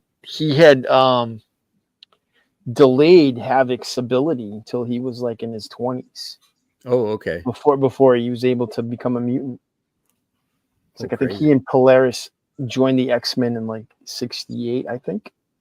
Yeah. And the whole story behind it is that Sinister delayed. He didn't think he was a mutant, and he delayed his mutant ability because he's trying to get that gene from him for some reason, like him and Polaris to spawn like a child or whatever. That's his whole. That's his whole thing. Yeah, he's been trying to get this. Yeah.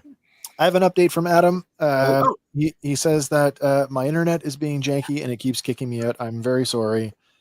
I said, that's okay. We're still here if you wanted to try and get back in. And he's just told me that he's been trying a few different things, but nothing is working to get him connected again. So sorry about that, Adam, but we do appreciate you coming on the show tonight. And there'll be lots of opportunity to have you back for another one. So sorry. Thought we should all know where that stands. Damn it, Magneto, turn it back on. Yeah. The slides work better in the 5-person view. How long have we been doing that? That's pretty cool. Yeah, I mean, I got worried after the first few episodes actually because I was like, "Oh, this is very good," and I hope they don't drop too many balls now. Wow. At the end, like it might be a kid's show, but I'm not sure. And then, with the cliffhangers, they kept dropping it, and then the especially episode 5 and 8. Then I guess we should probably talk about the situation with Bo DeMaio then, now that the season is over. Sure. Showrunner / producer / writer Still no fired just before the premiere of the show, yet still through his own social media commenting as the episodes were coming out. Good for him. Stuff. Absolutely. Yeah. Super quiet until episode 5. He even canceled a lot of his social media. So nobody seems to know what's happening. I kind of went down a rabbit hole to see if I could figure it out. But, if nobody else has figured it out, who am I? But no one's really saying anything. A lot of people are saying stuff on Twitter. Like now it's all hearsay again, right? So, and I see him being pretty classy in terms of the thing. Everybody has said it's like, we just parted ways. Nobody's like he was fired because usually they love to sensationalize this. Cara Dune was fired for saying crazy Republican stuff, like yeah. So they, but I have heard hearsay that he said some, and he's a gay black man, but he said some really derogatory things about gay characters that people took up. And now this was like years ago on Twitter. So and James Gunn did crazy stuff on Twitter apparently, and so I don't know if what's real is. I've also heard through social media posts that he's impossible to work with, like as a creative, he's hard to work for and with, and so the only thing that I read that was like factually based, and yes, he has an OnlyFans account now. Apparently, it is a clean OnlyFans account. Sure. But there is discussion around that Disney may not have been entirely happy with him using his OnlyFans account to promote work that he was doing for them. So yeah, I had heard that. Apparently he appeared like topless in a Magneto helmet. He's a pretty buff dude. If you've seen pictures of him, he looks like he should be an X-Man. He's quite in shape. Nice. Yeah. Well, I don't know. hold on. You don't need to be in shape to be an X-Men. No, that's true. Look at me. No, I'm just saying. If I became a superhuman ability like invulnerability and strength, and I look like a bear, it would be way better. That'd be cool. Okay, he looks like Jim Lee drew him. All right. Yeah.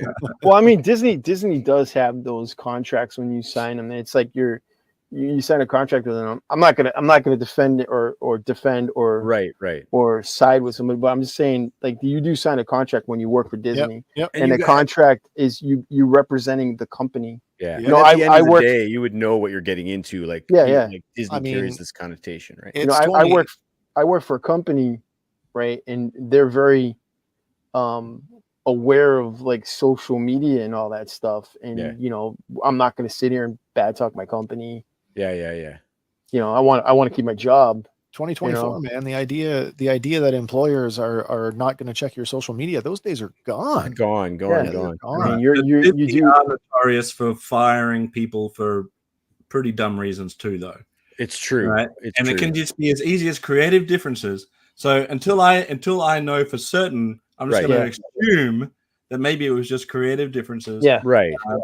Disney may have wanted to go down a route that he didn't want to go. The good thing is that he still gets executive producer credits. He's still been paid for his work. He still gets writing credits. He still wrote most of season 2 and gave them an outline for season 3, which we already know both are happening. So he's still got some modicum of at least his fingerprints on him. And I don't know how much of him was this. I know it was his baby when he pitched it to Disney, but if he's the guy writing the dialogue, like, he's slamming some of it. Some of it is like so corny and so 90s and so comic book that I was like, I wanted to cheer. Like, give him the forecast. Like, that's man. Come on. I mean, I'm not saying anything negative against this person, and I'm not saying anybody could have done this job, but I'm pretty sure that, you know, you could probably find another writer.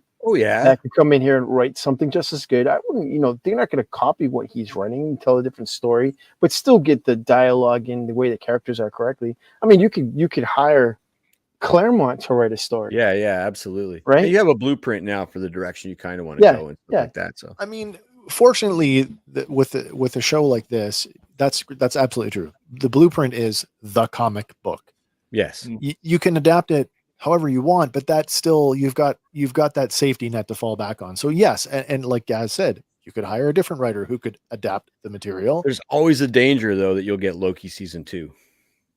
I haven't seen it yet. So. What didn't you like about season 2? Oh, it just nothing like season 1. So if they were going to do well, I think they are doing a live action X-Men movie, right? They sure are. It's definitely in the pipeline. All right, and I know how much we all enjoy this show. I'm hoping that, well, quite frankly, that we don't actually get this show.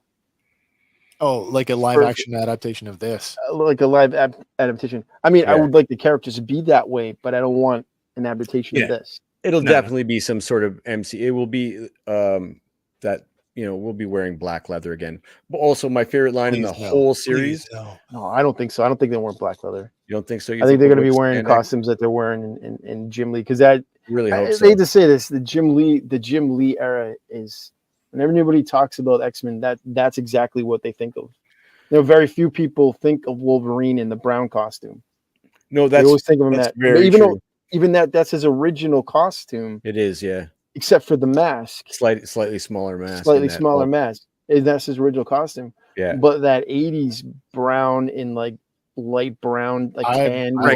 Frank Miller brought that. Yeah. It was an epic look. And I even like the early Jim Lee stuff where he's just wearing a black suit. Oh yeah. Right? With the black outfit. You know, I like that. Open that case in The Wolverine. Yeah. Look down inside. I'm like, why didn't we get that? Well, that's why I think that when they do this movie, that we're not gonna get the Singer X-Men. No, we're gonna get this kind of X-Men. Well, whatever we're seeing in Deadpool, those kind of costumes. I love that they reference the spandex in this, the way they reference the leather from X-Men 1. Was like, you're respecting yellow spandex. So to say that we're not getting the Singer X-Men is only partly true. We've already seen Ray Park's Toad in the trailer. Oh, sure.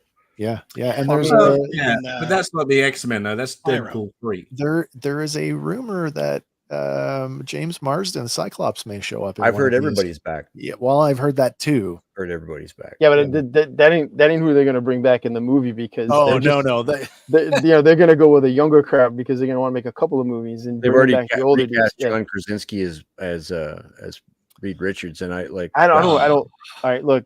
I like that. I love that. I like that. What's his name that they cast? Right. I like the actor. I just don't think he's a good fit for Reed Richards. I don't think Pedro Pascal. Oh, you mean Pedro Pascal? Yeah, I don't think of him as Reed Richards. He's a bit cocky and charming for me. Reed Richards should be like annoying as hell, so introverted and annoying and I don't know, somebody else. I don't know who to say for that particularly, but who knows? I mean, I like Krasinski as him. I really liked it. I loved the fan thing. And when I saw him in that movie, I was pleasantly surprised. I wasn't a big fan of that movie, but I was a fan of that stuff, especially seeing Patrick Stewart back. Even though, hurry if you're gonna do it, hurry. Right? Yeah. I thought his chair was a bit too big, though. He looked like a child in a big chair. Yeah. I was really hoping that Tom Cruise was going to show up as Tony Stark. Oh, I had heard that rumor too. Yeah, that rumor too. That would have been crazy. Cool. We'd never get an action figure for it because you know how he is with his likeness. Yep, I'm sure you would. It'd just be helmeted, or it'd be a knockoff. Yeah, somebody would knock it off. Ramen. Oh, wasn't going to go there. Go there. They tried to. Yeah, actually, they did that limited edition, didn't they? They were not allowed. They got an injunction from Paramount. Did they really? Yeah, they did. They were not allowed to sell it, so that's why they were giving it away. If you bought the entire wave of their pilot figures, I bought the pilot figures. So did you buy the whole wave? Yeah, so you're getting it. You're getting hopefully, it, yeah. But yeah, they were. They got an injunction on them. Bold. We'll call them bold. They are bold. Wow, X-Men 97 season 1 in the bag. And sure. What's neat is that I'm not hearing a ton of negativity just for negativity's sake. Maybe I'm steering clear of it. But before it came out, there was a bunch before. Right. Yeah. I was privy to that. But I think it's been universally accepted. And I've always found if you're going to do especially the X-Men, in terms of all inclusivity and marginalized people, the X-Men have always been an allegory for that, whether it's an allegory for being homosexual or for being a person of color or for being just like a nerd, some sort of persecuted sort of thing in society. Being a woman, but I think they've done a great job, and I'm really looking forward to more of this. I really hope that it stays this strong, and I hope that Marvel is okay, we don't need to keep going. This is how Spider-Man got his powers. There's 7 million words have been written about all these superheroes, and you could just pick one and go. Mm-hmm. And so far they've never even Iron Man was so good. But I haven't seen a live action property do a comic justice yet. Still, in my opinion, I've never. The Crow is the closest thing for me. What about Superman? Which one? The first one is super close to. The first one is super close to. What? No love for Howard the Duck? Howard's pretty great. The Lucasfilm one? The 80s. Yeah. That was everything that Howard the Duck was. That is a guilty pleasure. I could have used him running for president. I want a sequel to that, but I want it to be a prequel. I want to see Life in Duck World. Life in Duck World. Didn't they do that with DuckTales? I was going to say, wasn't that Duckman? Oh, Duckman was awesome. Duckman. What was Duckman? It was a television series. Yeah. Oh, with Jason Alexander. Jason Alexander was the. I'm gonna have to look that up. I haven't seen that. Duckman. Yeah, that series. A lot of people are put off by the animation style, but it's pretty brilliant. Super good. Yeah. The only thing bad about it is the ending. They cliffhangered it and never got back to the season. So that's too bad. Crazy. Like the only negative thing I will say about this, but I think it's a blessing for the show, is Wolverine's like cliche Wolverine. But I think it's a blessing because it doesn't focus on him like all the other iterations of the X-Men do in television form. This focus more on the team and even the movies were like Wolverine heavy, which you know, when you're a kid. Well, they already told all of Wolverine's great stories anyway in the original series, and as this is a continuation of that series, then we do have all of those. That's true. Yeah, they are all intact. Yeah, that's true. And they haven't done characters like Jean Grey and Scott Summers justice, and I think the character that gets the most sort of treatment as a revamped character. They even course correct some of the really poor choices he makes in the comics, and I'm like this iteration of Cyclops is dope.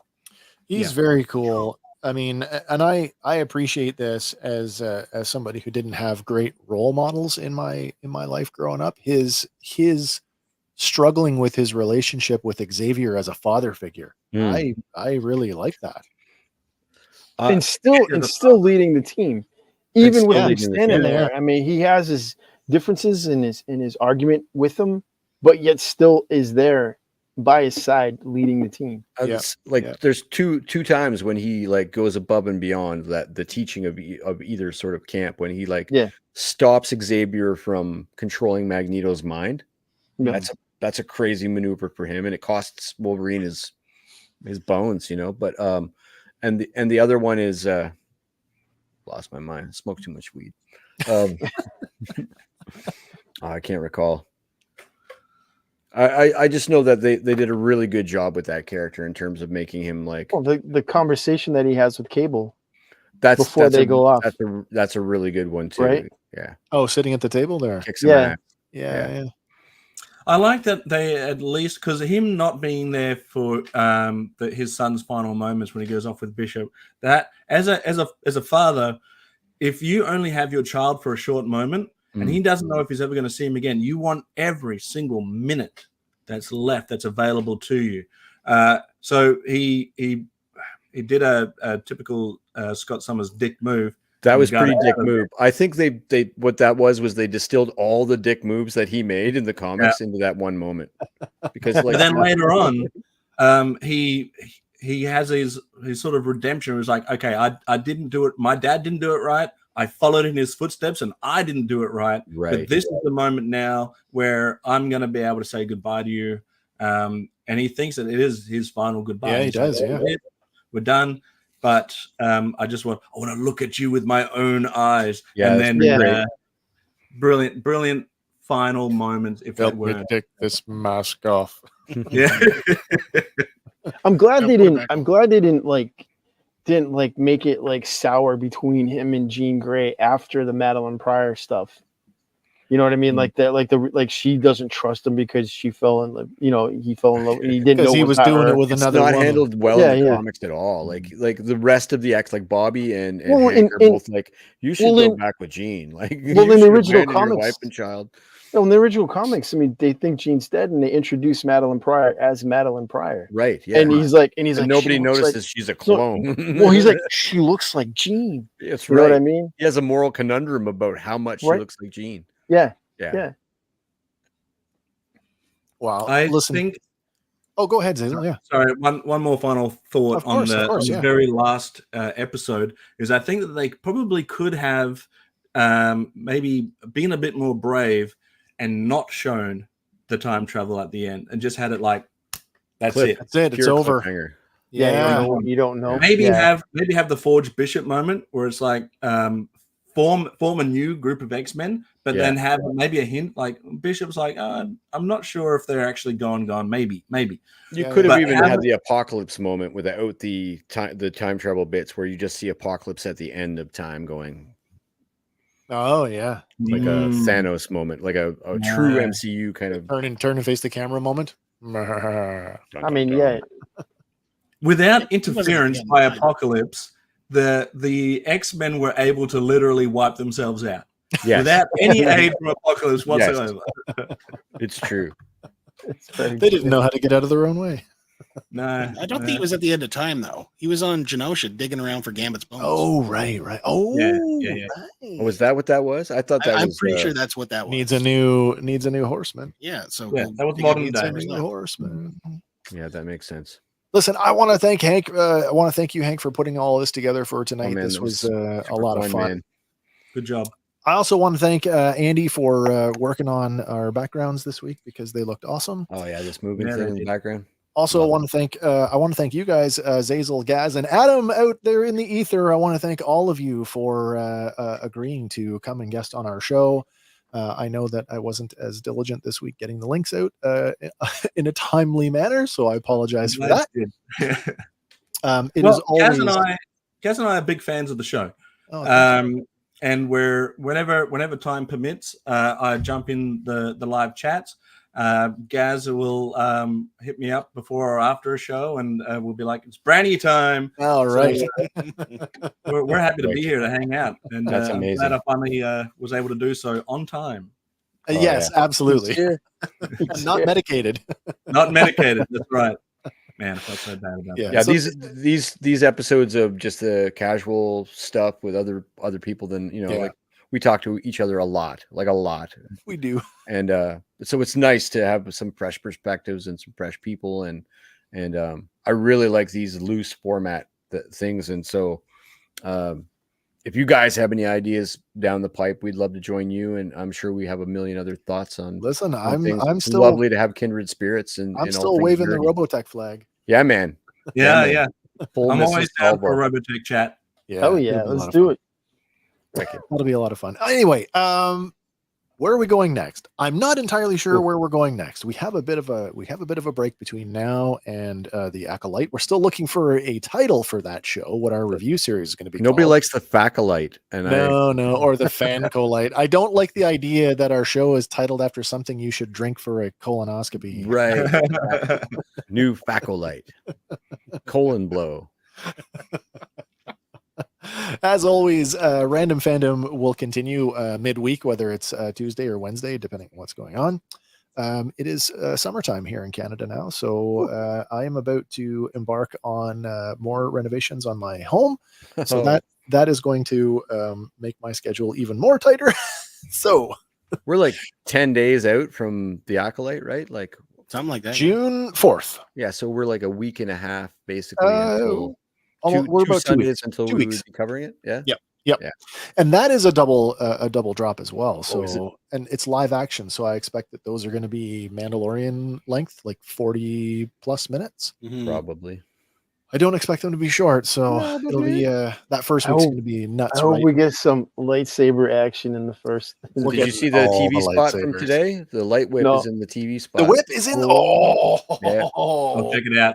I got to go look for that so I can check out all the comments of people losing their minds over. It doesn't work that way. Why not? All right, listen. I'm gonna take this out of here. That was a great conversation as always. And a huge thanks to you guys for coming out and hanging out with us tonight. Glad to be here. Up with us. Yeah, absolutely. Do catch up with us midweek, Tuesday night. Random Fandom will be back. We're working on the next one as we speak. Amen. Anybody got anything they want to finish on before we close it up for the night? You guys want to plug anything? Well, Gaz and I are going to be shooting the shit tomorrow.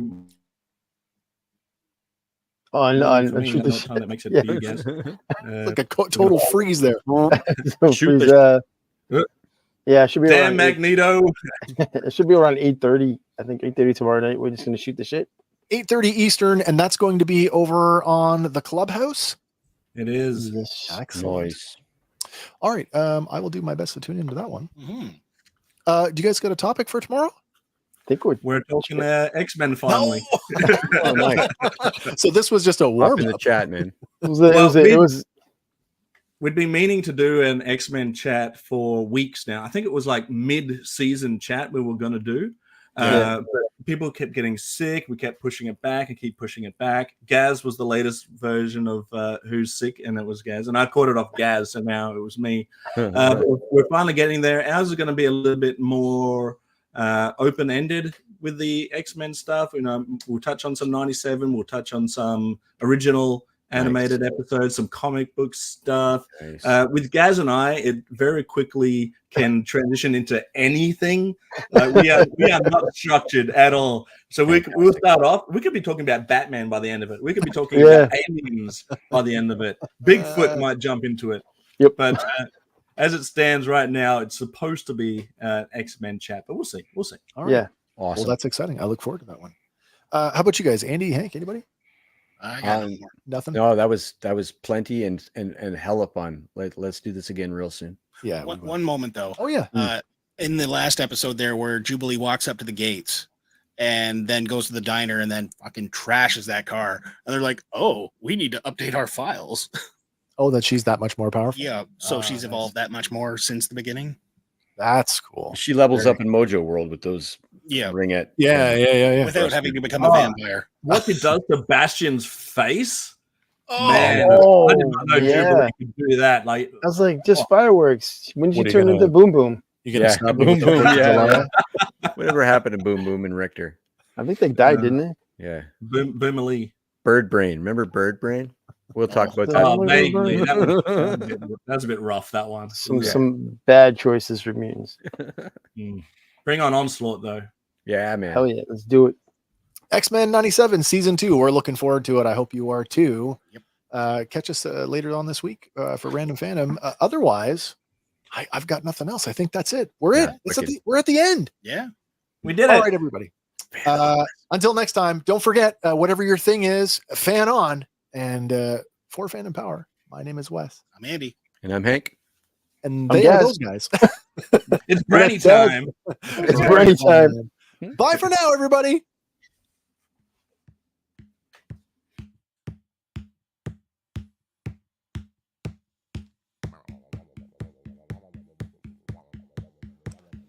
Do